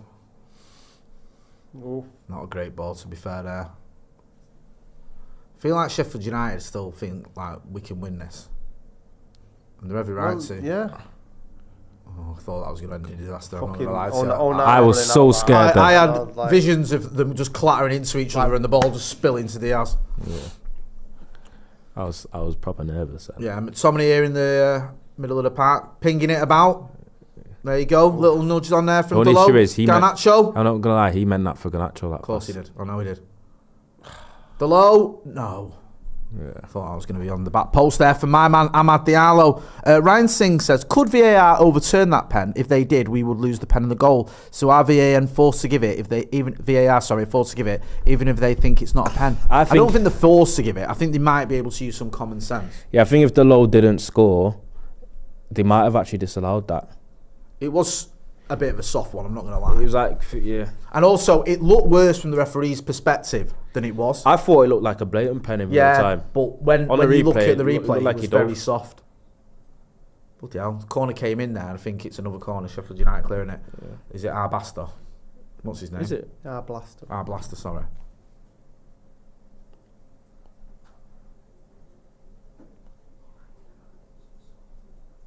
Don't forget to hit subscribe, people, and let's hit the like button as well. Let's get to 1,000 likes. I think we were just waiting for another corner here. Oh no, it's not. It's a goal kick. Forgive me. Yeah. Do you find the likes go when people are watching United win? Yeah. Does that have a play? Yeah. Well, don't take out on us. It's not our fault United are rubbish. It's not our fault. It's not. Do you know what I mean? We're here. We're in it together. You know what I mean? We're all in this together. The enemy of my enemy is my friend. Come on, Everton, says Luke. I don't mind Everton. I've got a right soft spot for them. Oh no! Oh! Diaz with a deflected shot there that almost trickled in at the far post. Where was Onana going though? Just looking at this now. Deflection got him though, innit? Yeah, Was yeah, it? it did. Yeah, well, he's going the right way. And Wicked then deflection, wasn't it? it hit Maguire. Oh, mate. The way United have been this season as well, You just fully expected expected that that to to go go in that bottom corner. That'd have been just shit. Look, but the same way with the whole O'Hare, was it O'Hare one? The goal commentary. At Wembley. Was it Oh, Wembley? People are saying he should have saved it. Nah, behave. Was that? Oh, hang on a minute. Matt Osas has gifted 20 Stretford Paddock memberships. Big thank you to you, Matt. Extra content on the members section. Take advantage of that if you want a Paddock membership. Thank you for supporting the channel. Without our members, we wouldn't exist, to be honest with you. Members help this channel be the channel it is. So big thank you to everyone, and a big thank you to Matt for gifting all those memberships. Samuel Thompson says, I can't watch this club anymore. They're an utter embarrassment.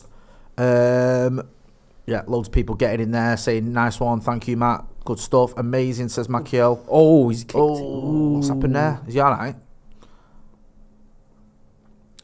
Ian O'Shea, welcome to the academy. I think he's done it again as well, Matt. I think he might have done it twice. Who's got him right in the balls there, hasn't he? Matt's gifted another 20 Paddock memberships. Thank you, Matt. He's absolutely dishing out the memberships. Big thank you to you. Nah, McTominay got there first. That defender there. Thanks, Matt. Let it run. Top man. Sorry, that defender there let it run, but he forgot one of the actual main parts of that part of defending, which is he forgot to block McTominay off. Yeah. Kind of just let it go, but then let McTominay go as well. We almost got that. Chris Olive says, can't defend Ten Bob anymore. He looks clueless. Nicholas Walker says, people don't realise this is the same Sheffield United that conceded only 9 goals against Burnley home and away. So, yeah. Loads of people thanking Matt. I think Matt is giving out more memberships as well, unless it's the same one. Whose cards he got hold of? Matt's had enough, hasn't he? Matt's thought, do you know what? Sack it. I'm going to dish out a load of Paddock memberships for the last time I ever watched Manchester United. How much is the membership? What's the membership? Depends what. I mean, they vary the prices. So when you gift, like, I'm trying to. He's spending some dough, the kid, and we appreciate it. Yeah, he's supporting the channel massively, and it's appreciated. So is that right that your co-hosts get commission on their memberships? That's what Ronnie was saying. I remember when the co-hosts get charged. I remember when yeah. I remember I went on a review with on Adam McCullough's channel with him, like randomly upstairs one time, and then he got like given a super chat of I think it was like a tenner or a couple of tenners he got on the super chat. So then after the review was done, he gave me a tenner. Yeah, out of his pocket. Nice, isn't it? Give me a tenner note and said, because you was on with me and got a super chat, here's a tenner. That's good, isn't it? Yeah. We don't do that, yeah. That's very McCullough like. Yeah, he probably took that out of Paddock account. No, he put it out of his When it wallet. stands to petty cash. Tenner though. He invoiced me for a tenner later. Tenner. Right? Yeah. No, he's good like Macca. He's a very generous guy, he is, and I like that. Basically 10p for Macca, isn't it? Wow. Hey, no comment. I don't comment on his financial situation, but he's a very generous guy, and he'll be back on the channel very soon because we love him. Dan says, "Is there a striker who gets fed less than Højlund?" I do feel for him though, because he is dealing off scraps. But then the sort of the flip side is also he's he's not exactly been in a rich vein of form. Matt Wick says, who's been a member of the first team for 40 months, says this is why Mats are objectively the best. Fair enough. Yeah. Mats. Argue with that. Mats are the best because he's Matt Wicks, and it's the Matt. There's a lot of Mats though. Matt Osas, who's been gifting all the memberships.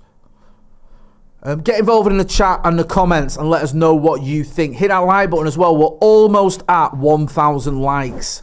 Come on.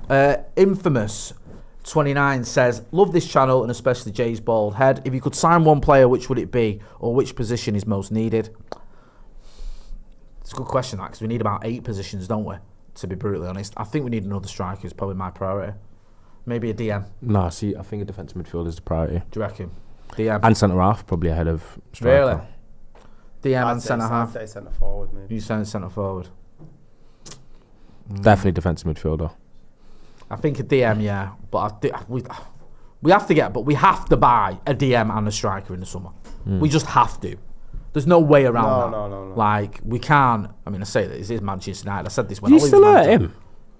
him? He's milking this, isn't he, now, old Fotheringham? You know, Joe Smith and mumbling shit to Chris Wilder. Get on with it. He didn't even get... Infernus25 says Jay's blind. Read the name totally wrong. Sorry, Infernus25. That's how it looks to me. Dyslexia. No, I'm not dyslexic. I must have misread it.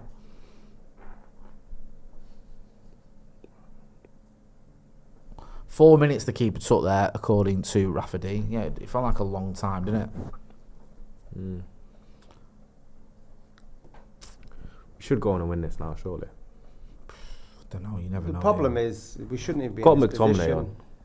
on. It's pathetic. There's always a goal out of somewhere of him just being in the box. But even that was like going to be a 3-2 relief against Sheffield United. It's weird though. It's just dog shit. But it hasn't. It's weird. It hasn't felt like the usual games of late where we 2-2 and the other teams like caught us out quite a bit and we just looked shaky. Like Sheffield United have almost done nothing but score them 2 goals. It's weird. It's a weird game. But still, this is the Sheffield United that we were talking before the game was conceded. We've done the record. That's what matters. Yeah. That's all I was bothered about. So we've now helped be part of Premier League history. Yeah? We've scored the goal that means that Sheffield United have conceded more goals than anyone else in the history of the Premier League. And this is the team that we're struggling to beat at home. Yeah. There you go. Shit.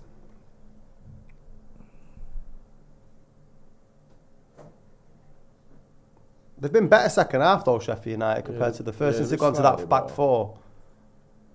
Inferno says, even if we lose, Liverpool's quadruple is fully dead. That's all I'm celebrating this season.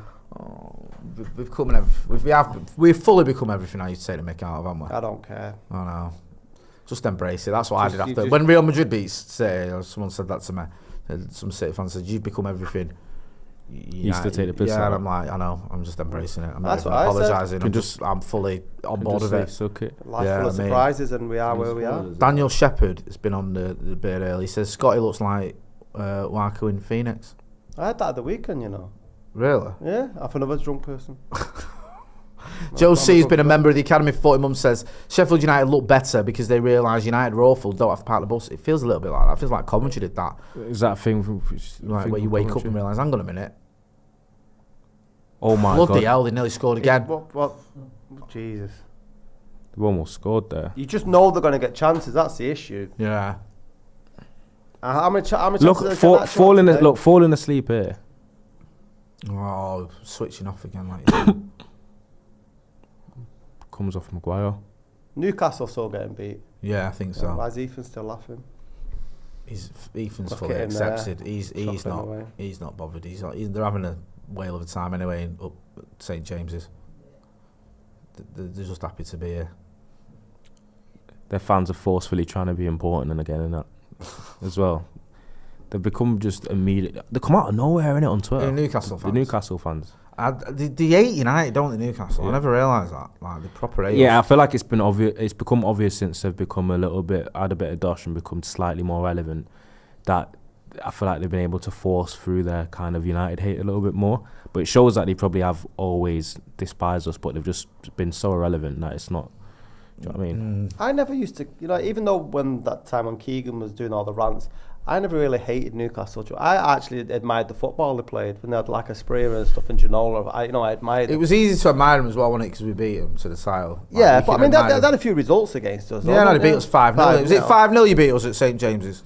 Yeah, I thought they had an alright likeable team. He used to play like apart from Cisse, Demba and if you go further back, like the team you'd like when you had like Ginola and Les Ferdinand and all them lot. Yeah, I was more referring to the era of Peter Beardsley, Shola Amiobi and Mickey Quinn. Is that the era you're on about? Shola Amiobi, Mark McGee, Charles Nzogby, that golden period in the late 80s. Charles Nzogby played for. Yeah, he did. Yeah.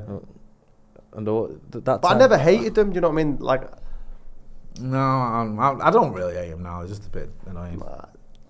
They're just funny. Ethan's alright, but the rest of them I'm not really keen on. The rest of the population of Newcastle. Ethan, was Shola Obi's brother good, or did he just play because he was Shola Obi's brother? He's a bit crap, says Ethan there. Surely you don't get picked just because you Shola Obi's brother. It can happen in football. Who was that player that football. signed for Arsenal because he was supposedly George Ware's brother? No, that was Ali Dia at Southampton. That 100% does happen in sport, by the way. Yeah. But you just get picked because you're someone's brother. It's the same as like one of the best basketballers in the world, Giannis Antetokounmpo for the Bucks. Yeah. His brother's on the team, never gets any minutes and that, Right. No. but he's literally like, he's on the team though, and he's probably one of the worst basketballers you'll ever see. Oh, ball over the top there. Bruno Fernandes couldn't quite get hold of it. There's an I remember article when Pogba was first at United, like before he went to Juve, and there was talk of him leaving and was he going to stay. And I remember like a lot of people were arguing like we should just sign his brother to make him stay. And his brother was like,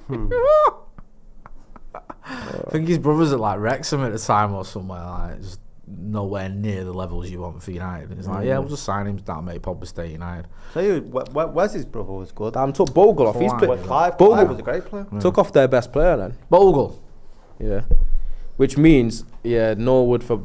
So they've put a centre midfielder on for a right back, which means they're definitely going to some sort of different formation. But I thought Bogle played well. Loads of people joining the membership. I think they're taking advantage of Matt's generosity. So welcome to all of you. Welcome to Chronic Maths Debater. You've been got. You got me there. Sorry. That's the most animated I've seen you all night there. Sam Z says, Scotty, Motti and Ronaldo, my favourite combo. Sorry, he was at Crew. Thank you, Bob Bates. He was at Crew. Pogba's brother. Is he the chronic? Or? No. Is he appealing that stuff now, Pogba, or has he just sort of sacked it off and gone to Dubai? You wouldn't you? Like, it's just a fucking shambles, isn't it, to be honest with you. Shambles of a career. I don't care if you got a World Cup medal.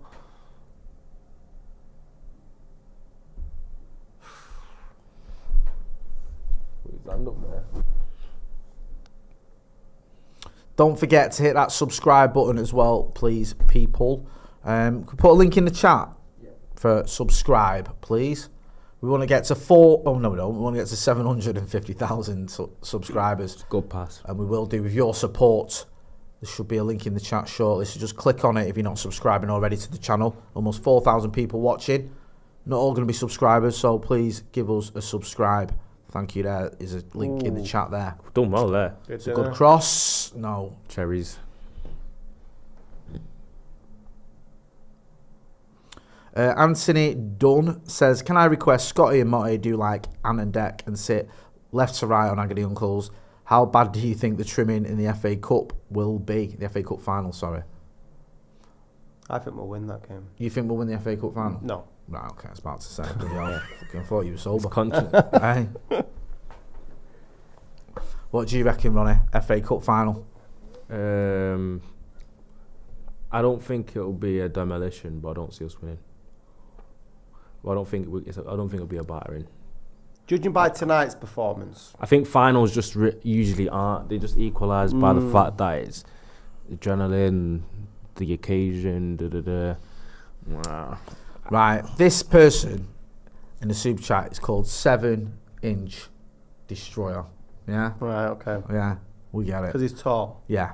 Lads, after your last stream, I took my date on a romantic dinner. When we got home, I don't know if I should read this, but I will. When we got home, I put my hands down her pants and it felt like I was feeding a horse. What are your thoughts? Bruno Fernandes! What a goal! I missed that. I almost didn't see it. What a... Hey, that is an absolute I'm not gonna lie to worldie. you. For all the pixels, I didn't know whether it was in or not. But you know what an effort. What are you on about? You mean on our perfectly legal stream that we're Yeah. watching? I had I a saw different it image in my clearly. head. Oh, you still thinking about 7 Yeah. inches Destroyer Yeah. feeding the horse? Let's have a look at Relief. this. Mainaway gives it to Bruno on his left foot as well. What an effort. Great goal there, Bruno Fernandes.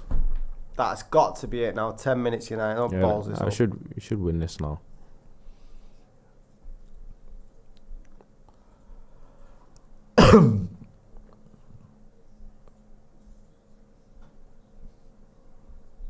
Oof.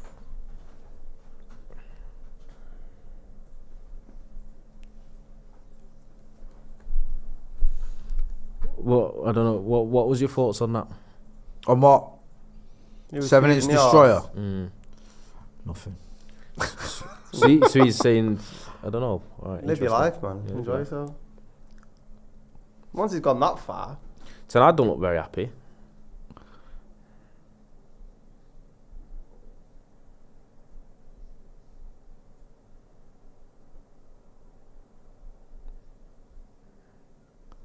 Come on, United. Is that Keep 15 going. goals.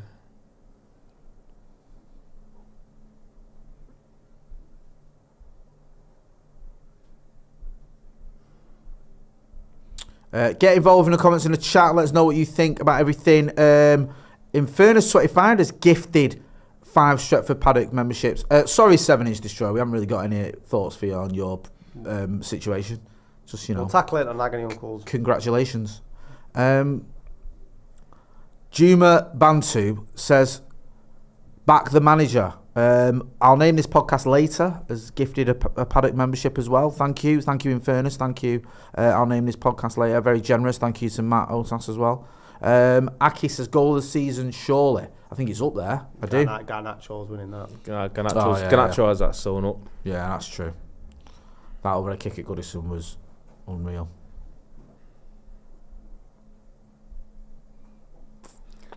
You reckon that might get Puskas?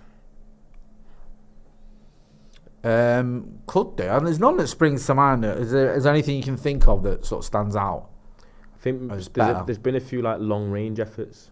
Like,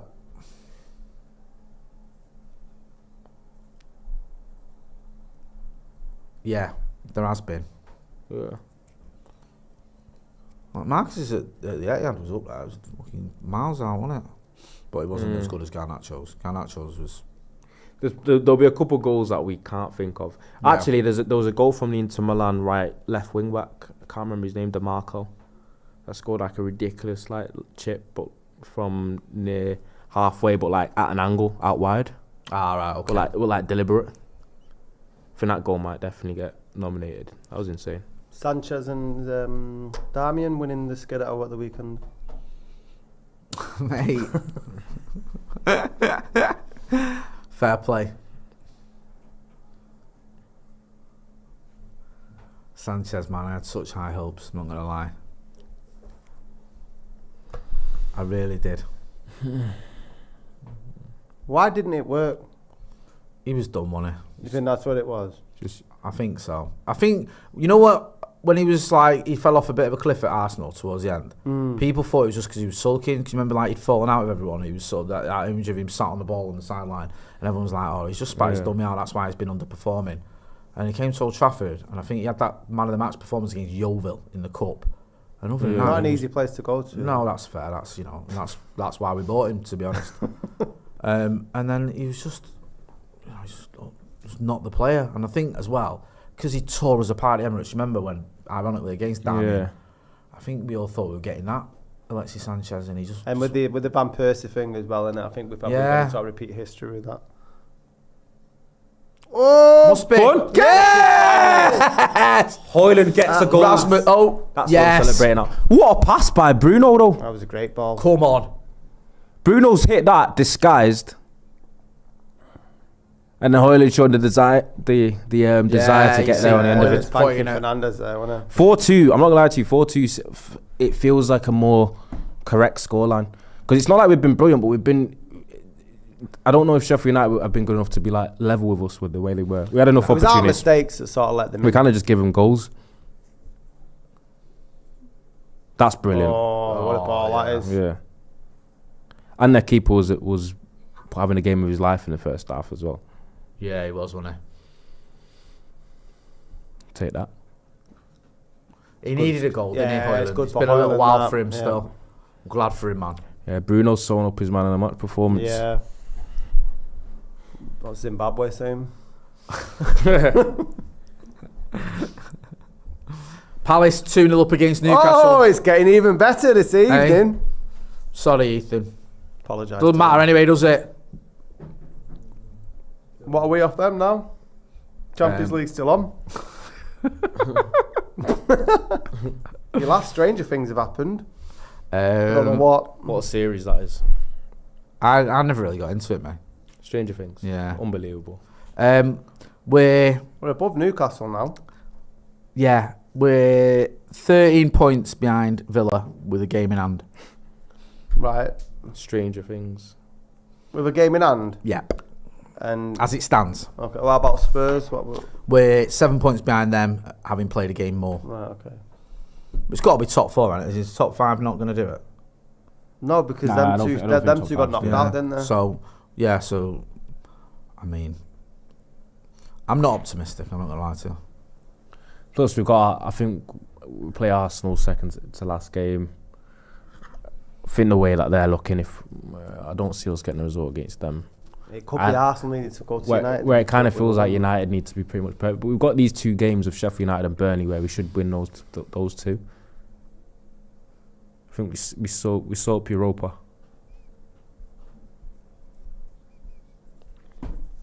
What's Villa's running looking like? Just on the Villa and Spurs' running are both meant to be difficult, but just about because Spurs have Arsenal next. Villa. I think Spurs have Arsenal, City, and Liverpool in a row. Villa have got Chelsea, then they've got the Europa Conference, then they've got Brighton away. They've got Chelsea at home, Brighton away, Liverpool at home. It's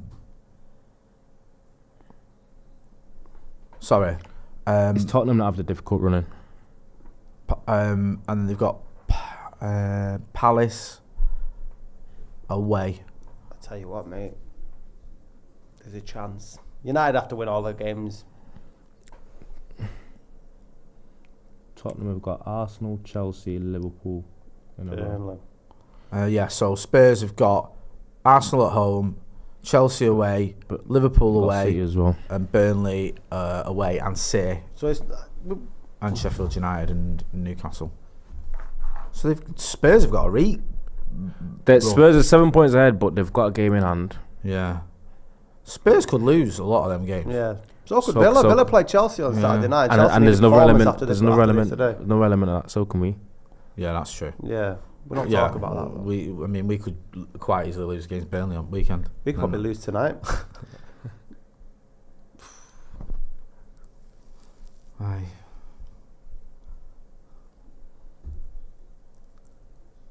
Not bad effort. That actually had me a bit concerned for a sec. Is this the first or second time we scored 4 this season? In a league game? In a league game, I can't think. What was Yeah, the this is what you like to see. What was the Forest game? Young Ethan Wheatley getting a debut. At the beginning of the season, When we were losing, yeah, was it 3-2? was it 3-2? Yeah, they went 2-0 up after 5 minutes, didn't they? And they got a man sent off, and then we were 3-2 up, and then we were hanging on. as we 25 do. goal contributions for Bruno this season.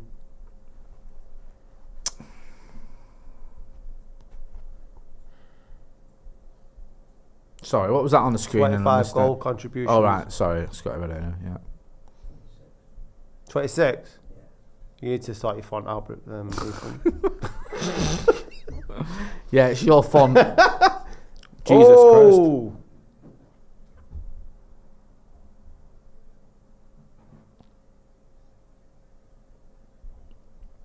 Sheffield United making one last charge.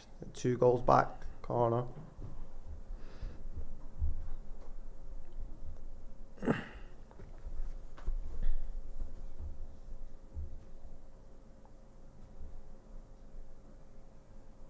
Go on. I'm surprised that they just didn't cross the ball in then. Young Ethan Wheatley coming on. Yes.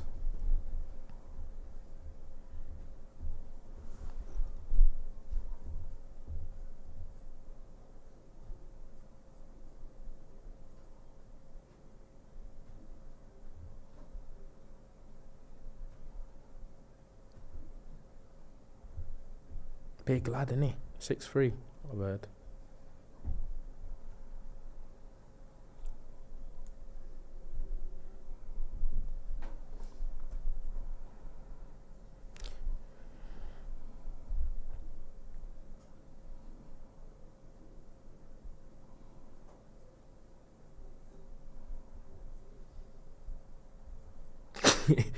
Ethan's definitely like, are we just miming now in silence? Sorry. I clocked that little awkward silence then for a sec when he was like flicking through the, basically saying, "Someone please speak." Sorry, I was just sorting something out. Forgive me. It's just, Who did Amrabat and Ethan Wheatley. Amrabat and Ethan Wheatley coming on Mainoo for and Hoyland.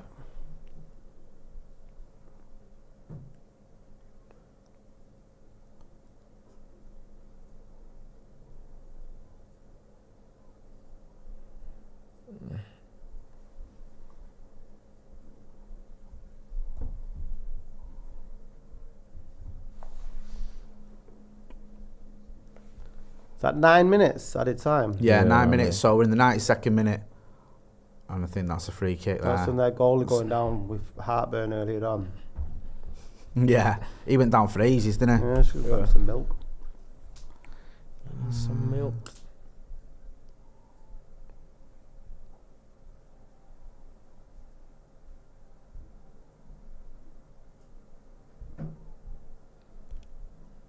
These we can nick a goal, though, innit? If they score, I know, yeah.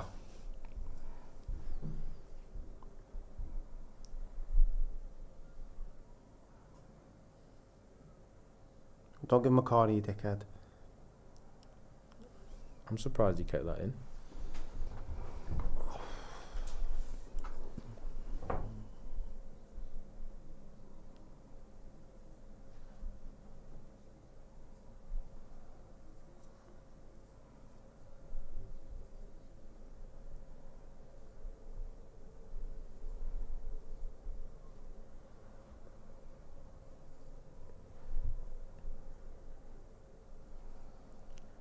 No more Sheffield goals, United please. here. On the attack, just trying to work something. Well, let's get involved in some of the chats. Sorry, I was getting people messaging me left, right, and centre. Eric Tenag says, second half of the season, we're doing a Europa League qualification charge. Love it. Cameron S., who's been a member of the academy for 43 months, says that at least there's 3 ex-Reds winning leagues. Shout out Timbo Fosu Mensah at Leverkusen. Didn't there? One of their keepers. Yeah, Fosu Mensah was a ball boy. And they got Thingy as well, who used to play for us. The goalkeeper. Yeah, the keeper. Did he ever play a game for us though? I mean, you know, he took part in the training and all that. That's what counts. Mike Davies, welcome to the academy. I don't ever miss. Go on, play. Matt Osas has gifted 20 paddock memberships. He's gifted a load of memberships today. I don't know if these are old ones, but he's gifted about 60 memberships, which is fantastic. Kovar, thank you. That's the name I was looking for. Yep.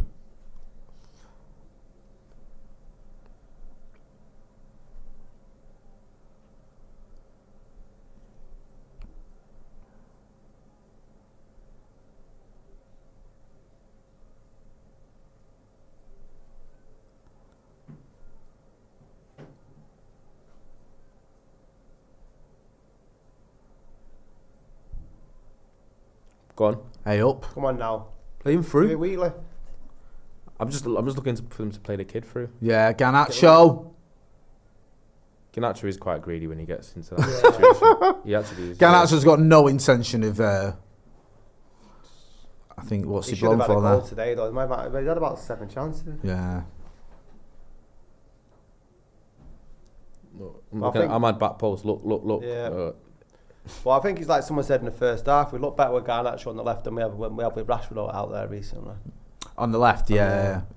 Axel Plays says, might not be relevant, but if Villa win the Europa Conference, don't they get an automatic Europa League spot? But if they finish 4th, does their Europa League spot get handed down?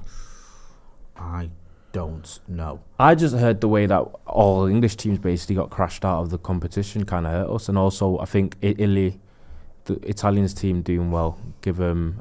I think Italy have 5 out of a top 5 into the Champions League, because the Champions League is bigger next season as well. Yeah. I'm actually not sure how. Can someone let us know in the comments what's the current likelihood of us of 5th being Champions League? Because I know that it looked like we were going to get it, then it didn't. I think with both City and Arsenal going out, that really does. Yeah, that done it, and also West Ham going out, and then Aston Villa were on the penalty shot from going out as well. Jay's Anti-Shaver says, Jason, what are we doing for my 60th next month? You still got the snowman's number. Sorry, I deleted all them numbers. Nick Collins says, did we install a buyback clause when we sold Kovar to Leverkusen? I don't know. Lollipop says, unfortunately, City will win the league. We all really know it. They just need to drop a game. I think Arsenal could win all the rest of them, and then we're just going to throw our game, apparently. Against them. Yeah, if it comes to it, rest them for the final. Exactly, that's the right idea. Rest all of them. That was a shit touchdown for Fernandes.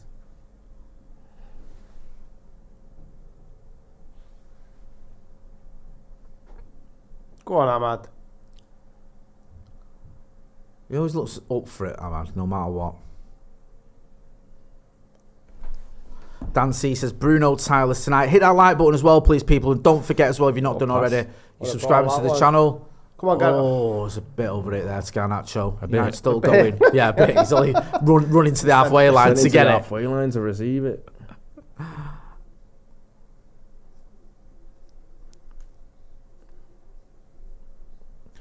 Kieran Grant says, Ahmad done more than Anthony. Lollipop says, I love Anthony. Ahmad, sorry. No, he says, I love Ahmad. Paul Smith says, we already have Europa League, gents, via the FA Cup final. Because City get Champions League, is that right? I don't know. Is that how it works? Don't know, maybe because City are already in it. It used to be like if you won the FA Cup, you get Europa League. But if the win, he's basic. But if the winner's obviously already in the Champions League, then or is he saying, "I'm going to win it"? I think it's the other one. Anyway, it would have just been miles better for obvious reasons that we made Champions League football, budget-wise, FFP-wise, transfer-wise. Oh, I thought it was in there. Ball come across there. The kid was waiting in the middle, but wasn't to be.